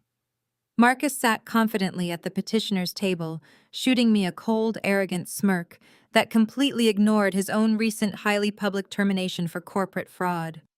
Sterling hammered his manufactured point home, shouting that a marriage was built on absolute transparency and that my deliberate financial secrecy represented a gross violation of marital contract law. He aggressively demanded that the presiding judge immediately and permanently award Marcus a full 50% of the New York skyscraper and a mandatory $1 million payout from my grandfather's trust, citing the specific penalty clauses within the prenup designed to punish undisclosed wealth concealment and guarantee absolute, total financial equity for the deeply wronged and completely blindsided spouse. I sat perfectly still under the harsh fluorescent lights, keeping my facial expression entirely neutral and unbothered, as Sterling violently continued his highly theatrical, blistering, and utterly baseless assault. I absolutely refused to give Marcus the immense satisfaction of seeing me sweat, but the oppressive atmosphere in the crowded courtroom was rapidly turning undeniably toxic against me. Judge Harrison, a notoriously traditional and exceptionally rigid magistrate with a long, documented history of heavily favoring high-earning corporate figures, leaned forward over his heavy wooden bench. He peered over his reading glasses, his deep frown indicating a very clear, dangerous alignment with Sterling's aggressive arguments. The judge interrupted the cross-examination to openly question my legal counsel, severely noting that the absolute failure to disclose a multi-million-dollar asset prior to signing a binding prenuptial agreement heavily tainted the document's validity. He firmly stated that if even a single solitary dollar of shared marital funds had touched the holding company accounts, the legal shield protecting my grandfather's inheritance would instantly evaporate, and Marcus would be owed immediate, massive compensation. In the polished wooden pews directly behind Marcus, my traitorous mother Helen and my sister Jessica leaned closely toward each other, exchanging thoroughly delighted, incredibly venomous whispers as they eagerly and greedily anticipated my complete, total financial ruin. Marcus leaned back comfortably in his plush leather chair, radiating the deeply smug, utterly insufferable energy of a pathetic man who genuinely believed he had just successfully stolen half of my entire empire. He slowly adjusted his expensive silk tie, clearly already spending the $1 million in his arrogant head and calculating how to leverage his newly claimed shares in my Manhattan real estate portfolio. He completely foolishly believed his extremely high-priced, ruthless attack dog had successfully and permanently cornered me into a total humiliating legal surrender. My brilliant lead attorney, Mr. Vance, remained perfectly seated at my table, watching the entire performance with the tranquil, unbothered patience of a chess grandmaster who already knew the opponent was moving blindly into a fatal checkmate. When Sterling finally concluded his relentlessly aggressive tirade and triumphantly returned to his designated seat beside his client, a heavy, incredibly suffocating silence instantly fell over the entire sprawling courtroom. Judge Harrison officially asked my counsel if the defense had any redirect or wished to call any additional witnesses before he officially moved to deliver a devastating preliminary ruling on the fiercely contested asset division that would permanently and irreparably alter both of our financial futures. Mr. Vance stood up very slowly, calmly, buttoning his expensive suit jacket while carefully picking up a single, very thin manila folder from our designated table. He then addressed the judge with absolute, unwavering respect, stating loudly that we entirely agreed with opposing counsel's assertion that the exact origin and routing of the trust fund money were paramount to this court's final decision. He smoothly declared that to instantly clarify the supposedly ambiguous nature of the prenuptial clause and decisively prove the absolute isolation of the disputed assets, the defense required a brief, highly specialized testimony. Mr. Vance turned his commanding gaze toward the heavy double doors at the back of the silent courtroom, his voice echoing with devastating, icy authority. He immediately and formally called a surprise last-minute witness to the stand, loudly announcing the name of Arthur Pendleton, the fiercely intimidating, highly respected senior executor of my late grandfather's massive, impenetrable estate. Arthur Pendleton strode through the heavy swinging doors with the measured, terrifying grace of an apex predator, confidently entering a territory he rightfully owned. He was a distinguished man in his late 60s, impeccably dressed in a bespoke charcoal three-piece suit, clutching a vintage leather briefcase that seemed to absorb the very light in the room. The oppressive, incredibly smug atmosphere that Marcus and his sleazy attorney had so carefully cultivated instantly evaporated. The second Pendleton's polished shoes struck the courtroom floor. Judge Harrison physically straightened his posture, his previous hostility entirely replaced by an expression of profound, undeniable respect. Pendleton was a legendary figure within the city's financial and legal elite, a man whose reputation for ruthless efficiency and absolute integrity was universally feared by everyone. Lawrence Sterling actually took a hesitant step backward, his aggressive courtroom swagger completely deflating as he stared at the legendary executor. My own mother and sister sat frozen in the gallery behind the petitioner's desk and table, the venomous smirks literally melting off their pale faces. Marcus frantically whispered to his lawyer, but Sterling violently shushed him, his wide eyes locked on the imposing figure moving toward the witness box. Pendleton swore his binding oath with a booming, resonant voice that demanded total absolute silence from every single person present. Mr. Vance approached the stand with supreme confidence, formally asking the executor to clarify the exact nature of the trust fund Marcus was currently attempting to raid. Pendleton did not offer a polite smile or a brief preamble. He simply unlatched his heavy leather briefcase and withdrew a pristine gold-embossed legal binder. He placed the heavy document onto the wooden ledge, announcing that he brought the original unedited and fully authenticated master trust documents directly from the estate's highly secured subterranean vault. Sterling immediately leapt to his feet frantically, stammering out a desperate objection, loudly claiming these documents were not properly submitted in the pre-trial discovery phase.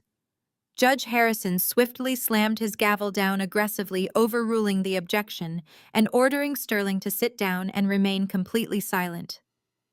Pendleton opened the binder, his sharp eyes pinning Marcus to his chair like a pathetic biological specimen.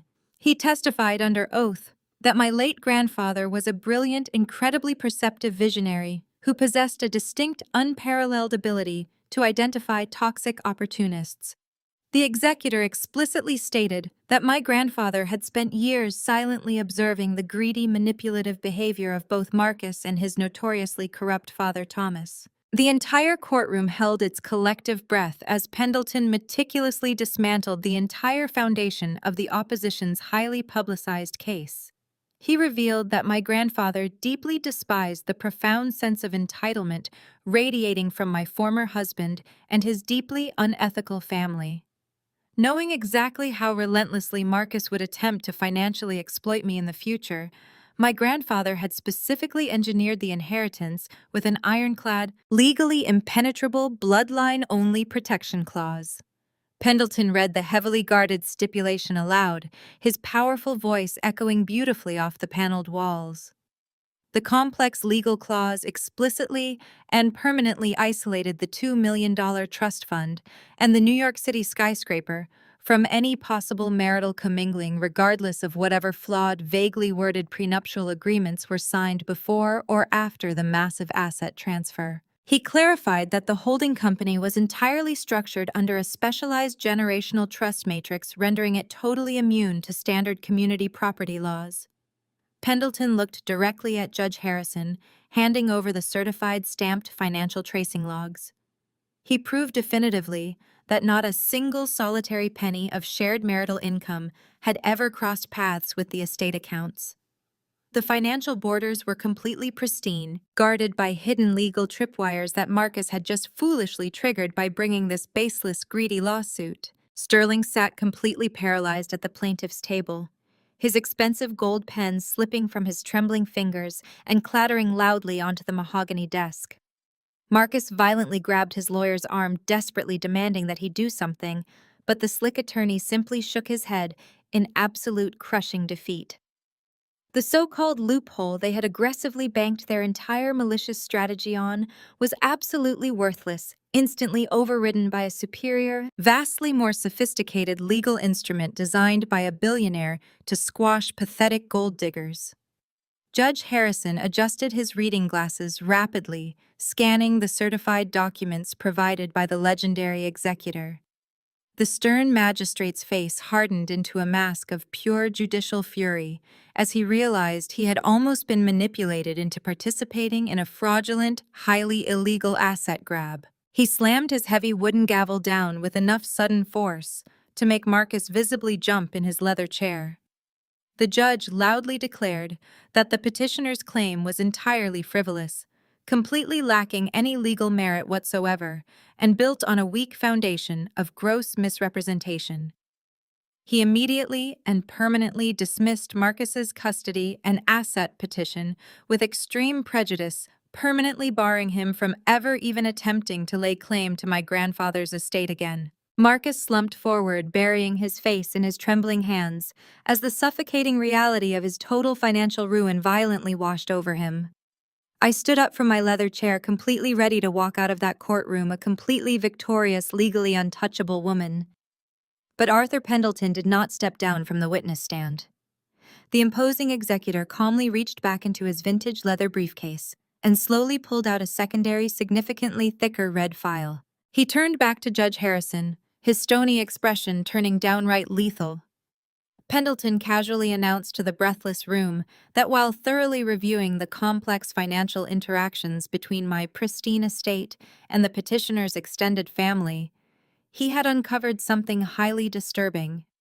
He handed the heavy red file directly to the shocked judge, revealing it contained decades of irrefutable, deeply buried evidence, exposing Thomas's long-standing, massive corporate tax evasion.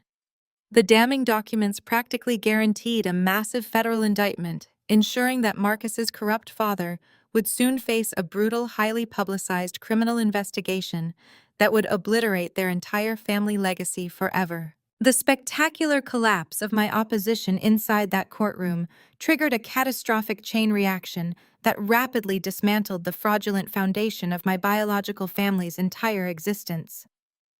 Arthur Pendleton's meticulously documented red file did not merely expose Marcus. It cast a blinding, inescapable spotlight on the deeply intertwined financial crimes connecting my ex-husband's operations directly to my own parents, Helen and Thomas. Within 48 hours of the judge's ruling, the Internal Revenue Service officially launched a massive, aggressively coordinated federal investigation into my parents' business holdings. Federal agents executed unannounced, highly publicized raids on their corporate headquarters, seizing hundreds of boxes of physical ledgers and completely mirroring their encrypted servers. The forensic audit quickly revealed that Thomas had spent the last 2 decades systematically hiding millions of dollars in offshore shell accounts, deliberately evading capital gains taxes, while actively funding his lavish lifestyle through illegal corporate write-offs. Furthermore, the sweeping federal probe instantly ensnared David, my sister Jessica's incredibly arrogant husband, who had acted as the primary financial broker, facilitating these illegal offshore transfers. The walls closed in on them with breathtaking speed, freezing their domestic bank accounts, seizing their luxury vehicles, and placing absolute legal liens on their extensive real estate portfolio as the crushing weight of imminent federal indictments paralyzed their previously untouchable suburban kingdom. Facing the absolute terror of potential prison sentences and the catastrophic forfeiture of their sprawling suburban mansion, Helen and Thomas miraculously managed to find my highly secured private residence. The relentless, punishing reality of their financial destruction had entirely stripped away the arrogant, condescending armor they had worn for my entire life. I opened my heavy oak front door to find the 2 people who had so happily participated in my attempted downfall standing on my granite porch, looking pathetically small and utterly defeated. Thomas's face was ashen, his shoulders slumped beneath a wrinkled jacket that he would have previously burned before wearing in public. Helen was actively trembling, her expensive makeup completely ruined by genuine, desperate tears of panic. They did not attempt to project authority or demand obedience. Instead, they completely dropped their lifelong pride and immediately began begging for a massive financial bailout.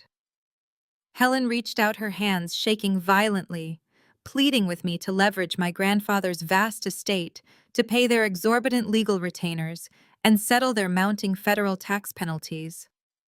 She frantically invoked the sacred concept of family, desperately weeping that blood was thicker than water, and claiming they had only ever wanted the absolute best for my future. Thomas stared at my polished shoes, his voice breaking as he requested a $10 million loan, promising to repay every single cent once the devastating federal audit was magically cleared. I stared at the pathetic, crumbling figures standing on my doorstep, feeling absolutely zero sympathy for the monstrous individuals who had dedicated their entire adult lives to systematically tearing me down. I took a deliberate step forward, forcing them to physically shrink back, and delivered a cold, utterly merciless rejection. I told them that daring to invoke the sacred name of family after decades of horrific psychological abuse was the ultimate unforgivable insult. I calmly explained that real family did not conspire with a toxic ex-husband to steal an inheritance, nor did they sit in a courtroom gallery wearing venomous smirks while eagerly anticipating their daughter's total financial destruction. I reminded Helen of the countless times she had openly prioritized Jessica's shallow desires over my basic needs, treating me like an inconvenient burden, while funding her golden child's extravagant lifestyle using stolen, untaxed corporate money. I looked directly into Thomas's terrified eyes and stated that a true father would never have continuously undermined my career, mocked my ambitions, or actively participated in a coordinated legal strategy designed to leave me destitute. I declared with absolute, unwavering certainty that they had permanently forfeited any right to my compassion, the exact moment they chose greed and status over basic human decency. I informed them that my grandfather had purposefully engineered his estate to protect me from vultures, and I absolutely refused to dishonor his brilliant legacy by handing his hard-earned money over to federal criminals. I firmly closed the heavy front door, severing the final pathetic thread connecting me to their toxic existence.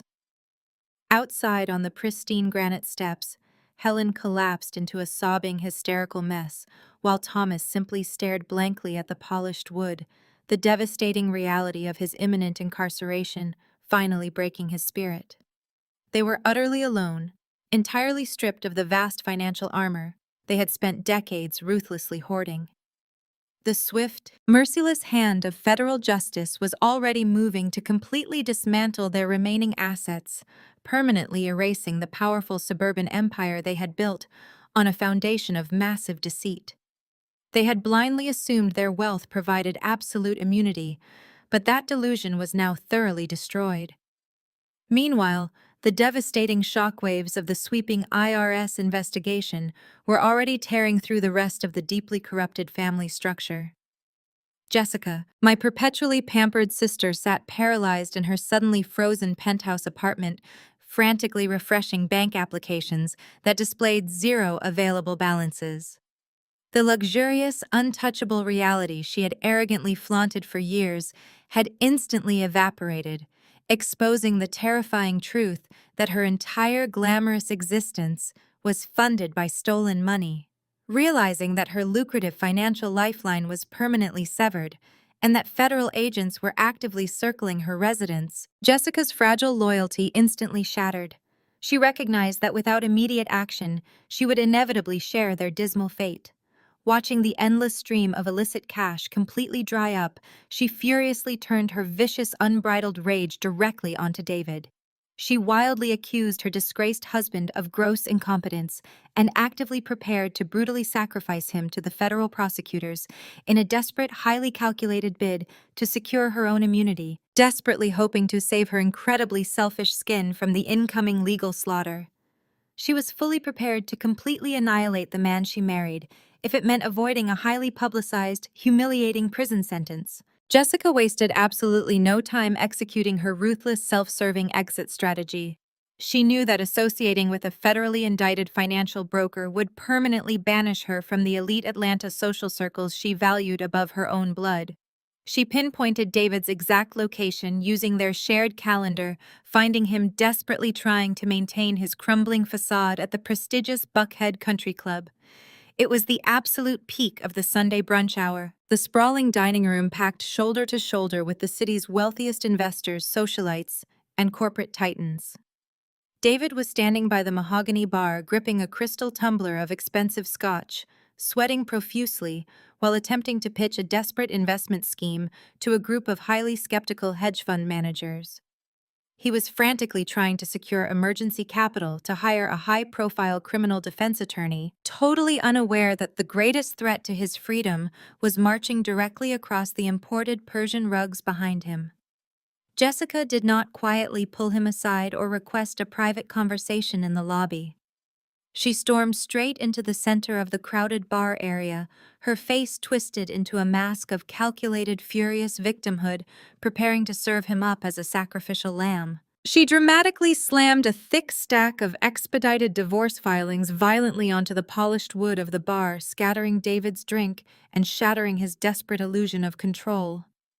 The heavy, sharp thud instantly silenced the surrounding conversations, drawing the undivided attention of every single high-net-worth individual in the room. Jessica's voice cut through the stunned quiet like a serrated blade deliberately amplified for maximum, inescapable humiliation. She screamed that she was officially divorcing a federal criminal, loudly detailing exactly how David had actively orchestrated massive offshore tax evasion schemes and illegally laundered millions for her corrupt father. She expertly positioned herself as the horrified, completely innocent housewife who had just discovered her husband was a treacherous, scheming fraudster. David stood entirely paralyzed, his face draining of color as he watched his carefully cultivated professional reputation disintegrate in real time beneath the harsh glow of the chandelier. He reached out with trembling hands, stammering pathetic, fragmented pleas for her to lower her voice, but Jessica batted his hand away with absolute unmasked disgust. She loudly informed the breathless room that the Internal Revenue Service was currently freezing his bank accounts and actively seizing his hidden assets, ensuring that not a single person present would ever dare to associate with him again. She warned the listening executives that handing David a single dollar would invite an immediate federal subpoena to their own front doors. With one final, highly theatrical scoff, she spun on her designer heels and marched out of the exclusive club, leaving David standing completely isolated in a vast sea of intense judgment. His former colleagues immediately turned their backs physically, creating a wide circle of distance around the disgraced broker. He was instantly stripped of his marriage, his prestigious career, his lucrative network, and his hollow, arrogant pride. He slowly sank onto a leather bar stool, burying his face in his hands as the full, crushing weight of his highly public execution finally registered. The spectacular collapse of the Golden family was absolute, rapid, and highly televised. Helen and Thomas were officially indicted on multiple severe counts of federal tax fraud, wire fraud, and criminal conspiracy, their terrified mugshots plastered across the front pages of every local financial publication and evening news broadcast. The sprawling, custom-built suburban mansion they had used for decades to constantly project their superiority was unceremoniously seized by the federal government, cordoned off with bright yellow caution tape, and aggressively auctioned to satisfy a fraction of their massive mounting tax debts. The elite society friends who had eagerly consumed their lavish dinners and attended their exclusive charity galas instantly vanished into thin air, treating the disgraced couple like a highly contagious disease. They were forcefully evicted from their luxurious reality and forced to relocate to a cramped, dilapidated apartment complex on the industrial outskirts of the city. Because every single cent they possessed had been frozen by aggressive government liens, they found themselves utterly dependent on overworked court-appointed public defenders. Jessica's desperate, vicious betrayal of David barely managed to save her from active jail time, but the intense, unyielding federal scrutiny permanently blacklisted her from the wealthy, privileged lifestyle she worshipped. The entire toxic empire had burned to the ground, leaving behind nothing but ashes, regret, and deeply earned misery. Marcus watched the total, unprecedented annihilation of his powerful family from the pathetic confines of a cheap, run-down motel room, possessing absolutely no resources or influence to help them or himself. His pristine credit was destroyed, his highly lucrative executive career was permanently terminated, and the aggressive mounting legal fees from his failed malicious extortion attempt had completely drained his final hidden savings accounts. He was a completely broken, severely cornered man who had finally exhausted every single manipulation tactic in his notoriously shallow arsenal. There were no more wealthy, enabling parents to quickly bail him out of trouble, no more mistresses to blindly validate his inflated ego, and no more prestigious corporate titles to hide his profound incompetence behind. The pristine armor of arrogant superiority he had worn his entire life was completely shattered, leaving a desperate, utterly defeated shell of a man staring blankly at a stained motel wall. Driven by pure, unadulterated desperation and the suffocating, terrifying realization of his own absolute defeat, he resorted to his final pathetic option because he had absolutely nowhere else to turn for salvation. The dark sky opened up, unleashing a torrential, freezing afternoon downpour as the loud school bell finally rang out across the massive campus. I pulled my sleek armored SUV up to the curb, keeping the powerful engine running as I waited for my children to emerge from the heavy double doors. There, standing unprotected in the pouring rain, soaked to the bone and shivering violently, was Marcus. The freezing, relentless downpour plastered his thinning hair to his forehead, rendering him entirely unrecognizable from the arrogant executive who had once terrorized my existence. His lips were blue, chattering uncontrollably as the bitter chill cut right through his expensive, saturated suit. He lunged toward the reinforced passenger window of my vehicle, his hands slapping against the tinted glass with desperate, frantic urgency. My private security driver immediately tensed, his hand instinctively reaching toward the center console, but I raised a single finger to halt him. I wanted to witness this moment of total degradation. I pressed the button to slowly lower the window just a few inches, allowing the bitter wind and the sound of the driving rain to fill the luxurious, perfectly climate-controlled cabin. Marcus gripped the edge of the glass, his knuckles turning white as he stared at me with wide, bloodshot eyes. The heavy designer suit he wore was completely ruined, sagging under the weight of the torrential storm, visually mirroring the spectacular collapse of his entire fraudulent life. He opened his mouth to speak, but the freezing water choked his words, leaving him sputtering pathetically on the flooded sidewalk. The other parents waiting under the school's covered portico turned their heads in collective shock, watching the former Prince of Atlanta high society publicly disintegrate. Unable to articulate his desperation while standing, Marcus suddenly collapsed. His knees slammed directly into the flooded concrete gutter, sending a splash of dirty rainwater across his ruined trousers. The expensive Italian leather shoes he had polished just days ago were now completely submerged in mud and floating debris. He ignored the profound public humiliation and the stares of the prestigious school community, completely surrendering his last shred of dignity. He clasped his hands together in a prayerful gesture, openly sobbing as the rain washed the tears down his pale, shivering face. He launched into a frantic, hysterical monologue, desperately attempting to play the ultimate victim card. He loudly blamed his father for forcing him into the illegal tax schemes, blamed Lawrence Sterling for the vicious courtroom tactics, and blamed Jessica for manipulating the family dynamics. He claimed that Chloe meant absolutely nothing to him, labeling her as a meaningless distraction to cope with his own deep-seated insecurities. He wildly swore that he had always loved me, claiming he was simply lost and confused by the immense pressure of his corporate legacy.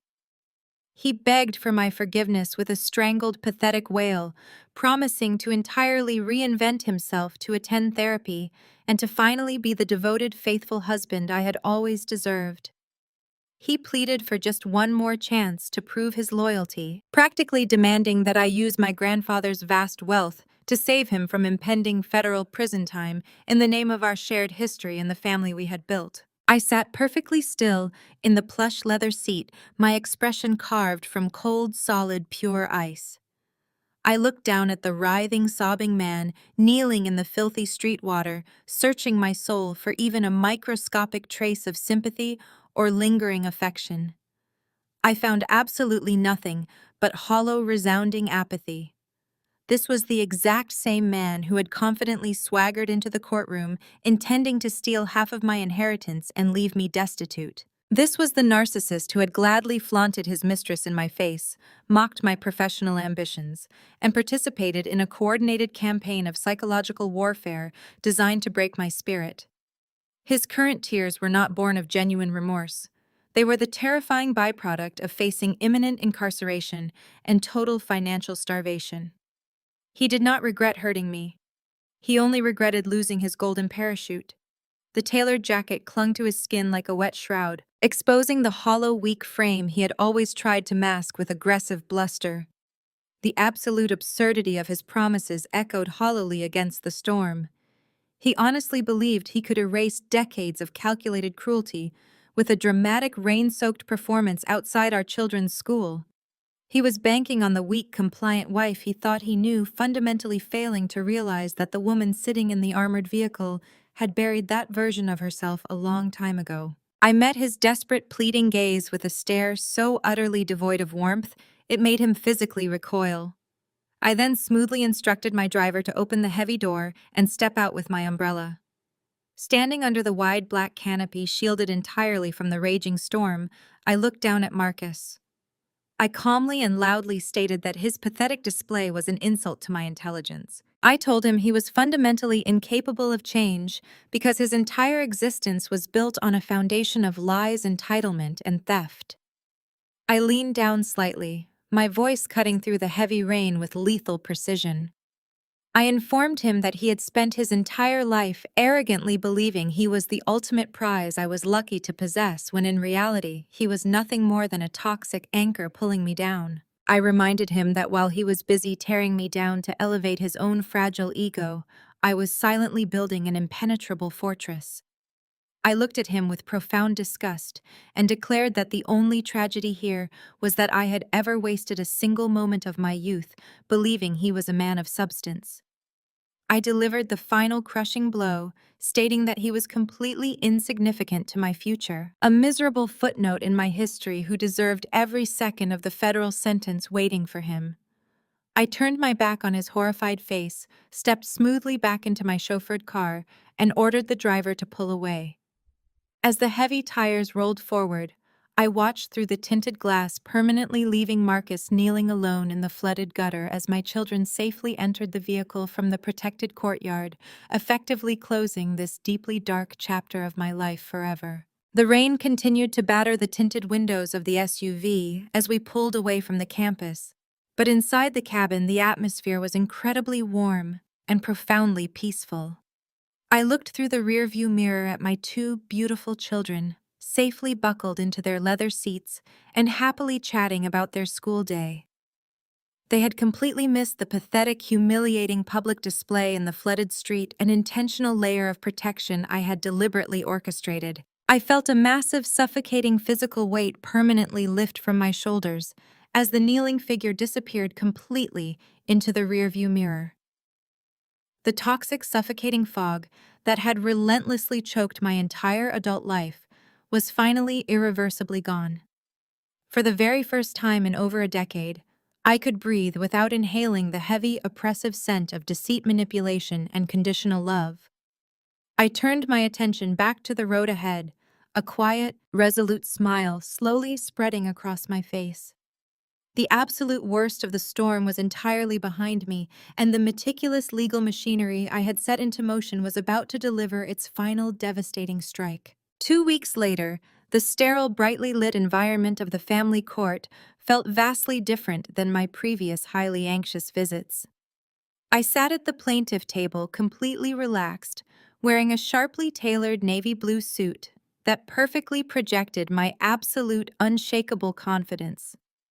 Arthur Pendleton sat stoically right beside me, his mere presence radiating a terrifying aura of undeniable legal authority.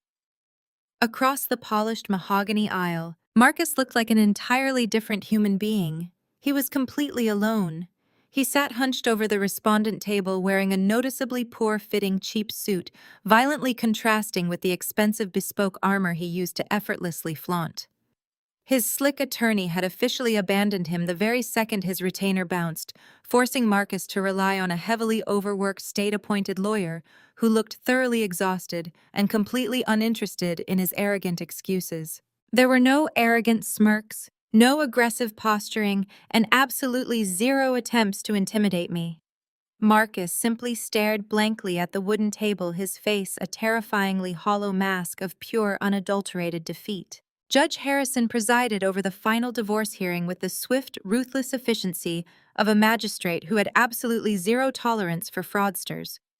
He did not waste any time entertaining the frantic, desperate pleas for leniency or the pathetic attempts to play the victim of a sudden financial catastrophe. The judge meticulously reviewed the towering stack of undeniable evidence outlining the deliberate attempts to conceal assets, the horrific emotional abuse, and the malicious, entirely fraudulent petition to steal my inheritance. With a few sharp, decisive strikes of his heavy wooden gavel, the stern magistrate officially and permanently dissolved the marriage, severing my legal ties to the corrupt family forever. He immediately awarded me full uncontested legal and physical custody of both children, citing the highly unstable environment, the pending federal investigations, and the proven history of extreme manipulation. Marcus attempted to weakly object, stammering that he had a fundamental right to see his kids, but the judge immediately silenced him with a terrifying glare, ordering heavily supervised, severely restricted visitation that I knew Marcus could never actually afford to arrange. But the absolute most devastating blow was delivered when the court addressed the critical matter of financial support. The cheap attorney frantically attempted to argue that his client was currently unemployed, facing severe federal indictments, and possessing absolutely zero liquid assets, pleading for the minimum possible child support obligation. Judge Harrison slowly adjusted his glasses, his expression hardening into pure judicial ice. He firmly rejected the pathetic plea, loudly declaring that Marcus had voluntarily abandoned his highly lucrative executive career through his own criminal actions and gross negligence. Applying a ruthless legal precedent, the judge explicitly ordered that the child support obligations would be strictly calculated based on previous maximum earning potential. He legally imputed the income at the extravagant, massive $1 million salary commanded before the spectacular downfall. The final monthly support figure, announced in the quiet courtroom, was staggeringly high and astronomically expensive financial obligation that Marcus could never ever hope to meet. Marcus physically gasped, his face turning an unnatural shade of gray, as the inescapable crushing reality of his punishment finally set in. By legally binding his support payments to an income he no longer possessed, the judge had essentially locked him into a permanent, inescapable cycle of extreme debt. Every single month, massive arrears would automatically accumulate, triggering aggressive government penalties, automatic wage garnishments on any future minimum wage jobs he managed to secure, and the constant looming threat of immediate jail time for severe missed payment. He was thoroughly trapped in a vicious, suffocating financial prison entirely of his own making. He slumped forward onto the wooden table, burying his face in his trembling hands, as Arthur Pendleton handed me the finalized official court decrees. I neatly folded the binding legal documents, placed them securely inside my leather briefcase, and confidently walked out of the courtroom without sparing my former husband a single backward glance. Over the following week, I systematically and ruthlessly purged every remaining toxic element from my personal life. I immediately changed all my phone numbers, permanently blocked every single email address associated with Marcus, Helen, Thomas, and Jessica, and aggressively upgraded the private security systems surrounding my home. The sudden, profound silence that descended upon my daily routine was incredibly beautiful. I had successfully excised the cancer that had infected my life, leaving behind a clean, pristine environment where my children and I could finally heal, breathe, and thrive in total peace. The sprawling suburban house felt instantly lighter, completely cleansed of the dark, manipulative energy that had haunted its halls for years. With my past completely obliterated, it was finally time to look directly toward the future. I grabbed the hands of my beautiful children and walked out the door, fully prepared to travel to New York City and claim my massive skyscraper. The private jet touched down at Teterboro Airport precisely on schedule, effortlessly carrying my precious children and me away from the suffocating, inescapable toxicity of Atlanta forever. A sleek, heavily armored black limousine waited patiently on the rain-slicked tarmac to whisk us directly into the vibrant, pulsating heart of Manhattan. As we smoothly crossed the massive steel bridge, the iconic skyline totally dominated the horizon, but my eager eyes were locked on one specific, towering masterpiece of reflective glass and polished steel located right in the prestigious center of the financial district. Stepping out of the luxury vehicle and staring directly up at the sheer, dizzying magnitude of my grandfather's ultimate legacy was a deeply profound, fiercely validating experience. This magnificent 60-story architectural marvel was absolutely entirely mine. Arthur Pendleton personally met us in the expansive marble-clad lobby, formally handing me the master electronic access cards with a rare, genuine smile of absolute pride. Over the next 3 intense weeks, I meticulously transformed the breathtaking top-floor penthouse into a brilliant command center, completely redesigning the massive space to perfectly reflect my specific vision. I ruthlessly hired an elite, fiercely loyal executive team to aggressively manage the building's highly lucrative commercial leases, ensuring that my vast generational wealth would only continue to multiply exponentially. My children instantly thrived in their incredible new environment, attending a top-tier private academy and fully embracing the vibrant, limitless energy of the beautiful city. I was absolutely no longer a suppressed, emotionally manipulated wife tiptoeing around fragile male egos. I was a commanding, untouchable force of nature entirely in control of my own destiny. To officially mark my grand arrival and publicly cement my absolute authority, I personally orchestrated a breathtaking, uncompromisingly lavish grand opening gala right at the sprawling penthouse. The meticulously planned, highly exclusive event was deliberately designed to be the absolute pinnacle of the city's elite social and cutthroat financial calendar. I spared absolutely no expense whatsoever, miraculously transforming the sprawling, glass-enclosed space into an ethereal paradise dripping with cascading white orchids, featuring an acclaimed classical string quartet and catering flawlessly executed by multiple prestigious Michelin-starred chefs. The exclusive, heavily guarded guest list read exactly like a veritable who's who of global industry titans, prominently featuring aggressive venture capitalists, highly respected tech innovators, and massively influential media moguls. I expertly navigated the packed, glittering room wearing a stunning custom-tailored emerald silk gown, completely radiating an intoxicating aura of supreme confidence and absolute unyielding power. I effortlessly engaged in high-level complex financial discussions, rapidly securing incredibly lucrative corporate partnerships and commanding the absolute undivided respect of every single billionaire currently in attendance. There was absolutely no remaining trace of the timid woman who had been constantly belittled by Thomas or financially terrorized by Marcus. I was standing incredibly firmly on the undisputed summit of a mountain I had conquered entirely on my own uncompromising terms. The sparkling city lights stretched out endlessly beneath the massive floor-to-ceiling windows, serving as a magnificent glittering backdrop to my ultimate hard-fought triumph. As the elegant, flawlessly executed evening reached its absolute peak, I gracefully stepped onto the elevated marble platform, perfectly positioned at the center of the massive penthouse. The entire room instantly fell into a captivated, breathless silence as I gently tapped my expensive crystal champagne flute. I looked out boldly across the vast sea of powerful, highly influential faces, my voice projecting across the silent room with unwavering, crystal-clear authority.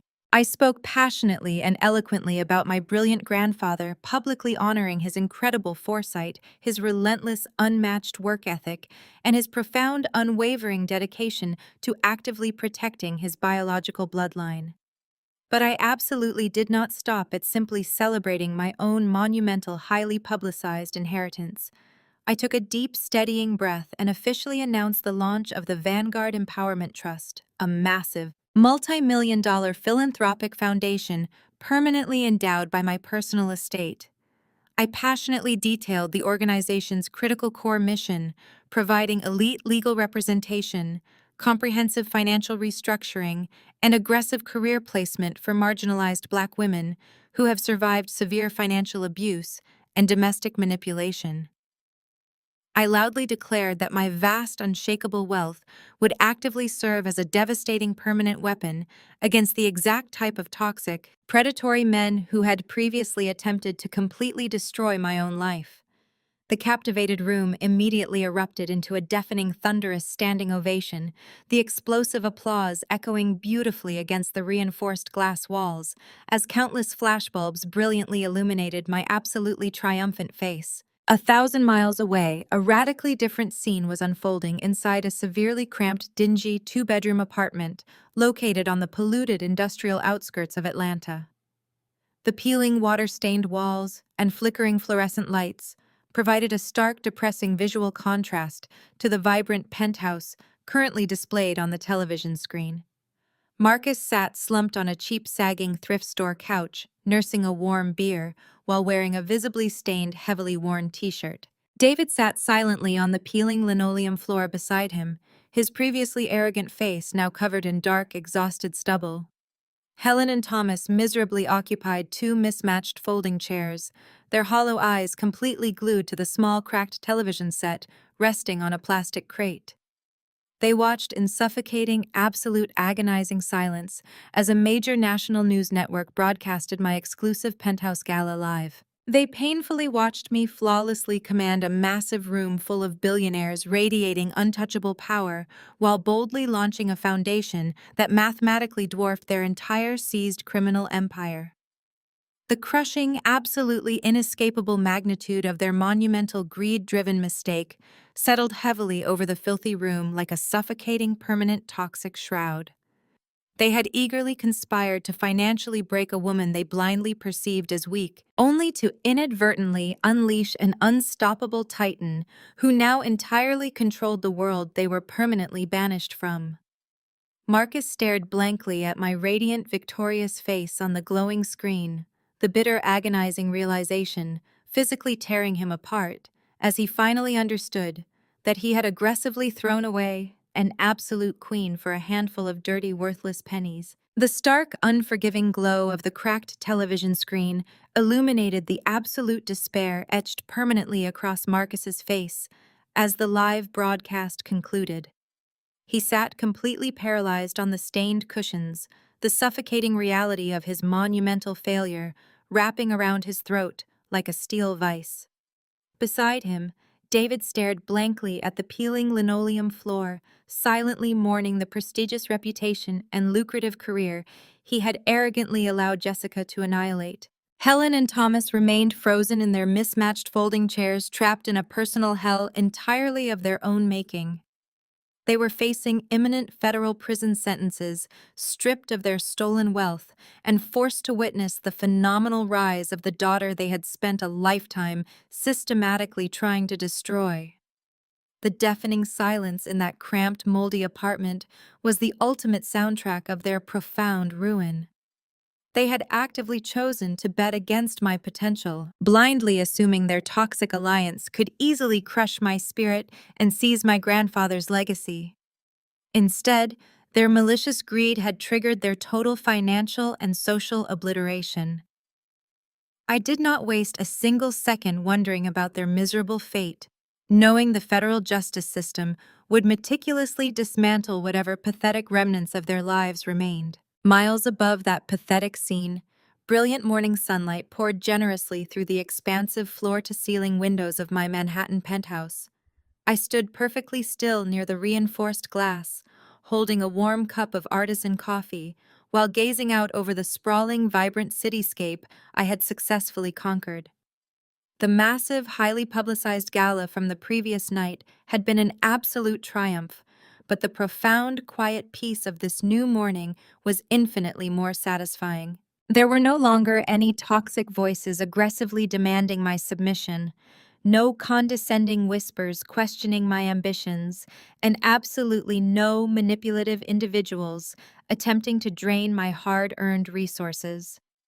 The air inside my home was pristine light and entirely unburdened by the generational trauma I had ruthlessly excised from my existence. I slowly walked across the imported hardwood floors, my bare feet grounding me in the undeniable reality of my hard-won independence. My spectacular victory was not merely a matter of retaining my grandfather's billion-dollar assets or securing this magnificent skyscraper. It was the absolute undeniable reclamation of my personal autonomy and my fundamental right to thrive without apology. Soft, joyful laughter echoed beautifully from the adjacent sunroom, instantly drawing my attention away from the sweeping city views. My two incredible children were sprawled comfortably across a plush rug, eagerly working together to construct a massive, highly complex architectural model. I leaned against the doorframe, watching them collaborate with genuine kindness and mutual respect, completely devoid of the bitter, hyper-competitive toxicity that had poisoned my own childhood. They were safe-loved and entirely shielded from the manipulative forces that had once threatened to break our family apart. I stepped into the room and sat down beside them, actively participating in their creative project and listening intently to their vibrant imaginations. We were building a new legacy together, brick by brick, rooted strictly in unconditional support and absolute integrity. I had successfully broken the vicious generational curse of narcissistic abuse, ensuring my children would never have to experience the suffocating pressure of conditional affection. They would grow up knowing their mother was a formidable, legally untouchable titan who fiercely protected her own completely unbothered by the pathetic opinions of mediocre people attempting to diminish our shining light. As I helped my son carefully position a delicate piece of their structure, a profound crystal-clear realization washed over my entire being. For my entire life, my biological family had aggressively forced me into the restrictive, deeply painful role of the designated scapegoat. They had constantly belittled my achievements, relentlessly mocked my aspirations, and systematically treated my existence as a convenient dumping ground for their own profound insecurities. But looking back at the smoking ruins of their destroyed empire, I finally understood that being the outcast was never a punishment. It was my greatest, most impenetrable armor. While they were busy performing for high society and ruthlessly hoarding stolen money, their constant rejection had inadvertently taught me how to survive entirely on my own. Their cruelty had forced me to build my intelligence, cultivate my sharp instincts, and develop a legendary resilience in absolute silence. The extreme isolation they subjected me to had completely immunized me against their desperate manipulation tactics when it truly mattered the most. By denying me a seat at their toxic table, they had unknowingly given me the exact tools required to boldly build my own magnificent castle. I slowly stood up from the plush rug, feeling a radiant, unstoppable surge of pure power coursing through my veins. The Vanguard Empowerment Trust was already actively receiving thousands of applications, mobilizing elite legal teams to relentlessly protect marginalized women from the exact type of financial predators I had successfully defeated. I was no longer merely a survivor of extreme family dysfunction. I was a commanding, highly influential architect of systemic change equipped with unlimited capital. I walked back toward the massive windows, looking down at the bustling, energetic electric streets of the sprawling financial district, functioning flawlessly far below the balcony of my magnificent penthouse. Marcus, Jessica, David, Helen, and Thomas were permanently relegated to the dustbin of history, powerless to ever harm me or my children again. They had desperately tried to bury me under a mountain of lies, betrayal, and fraudulent lawsuits, failing to realize that I was a deeply rooted seed prepared to shatter the concrete. I didn't just win a courtroom battle, preserve a massive inheritance, or simply keep this incredible skyscraper. I systematically eradicated my abusers, reclaimed my rightful throne, elevated my incredible family, and absolutely conquered my entire world. The majestic New York skyline gleamed brightly before me, a breathtaking testament to my survival. I had transformed their vicious cruelty into my spectacular triumph, securing a beautiful, fully protected, entirely untouchable future that nobody could ever steal from us again.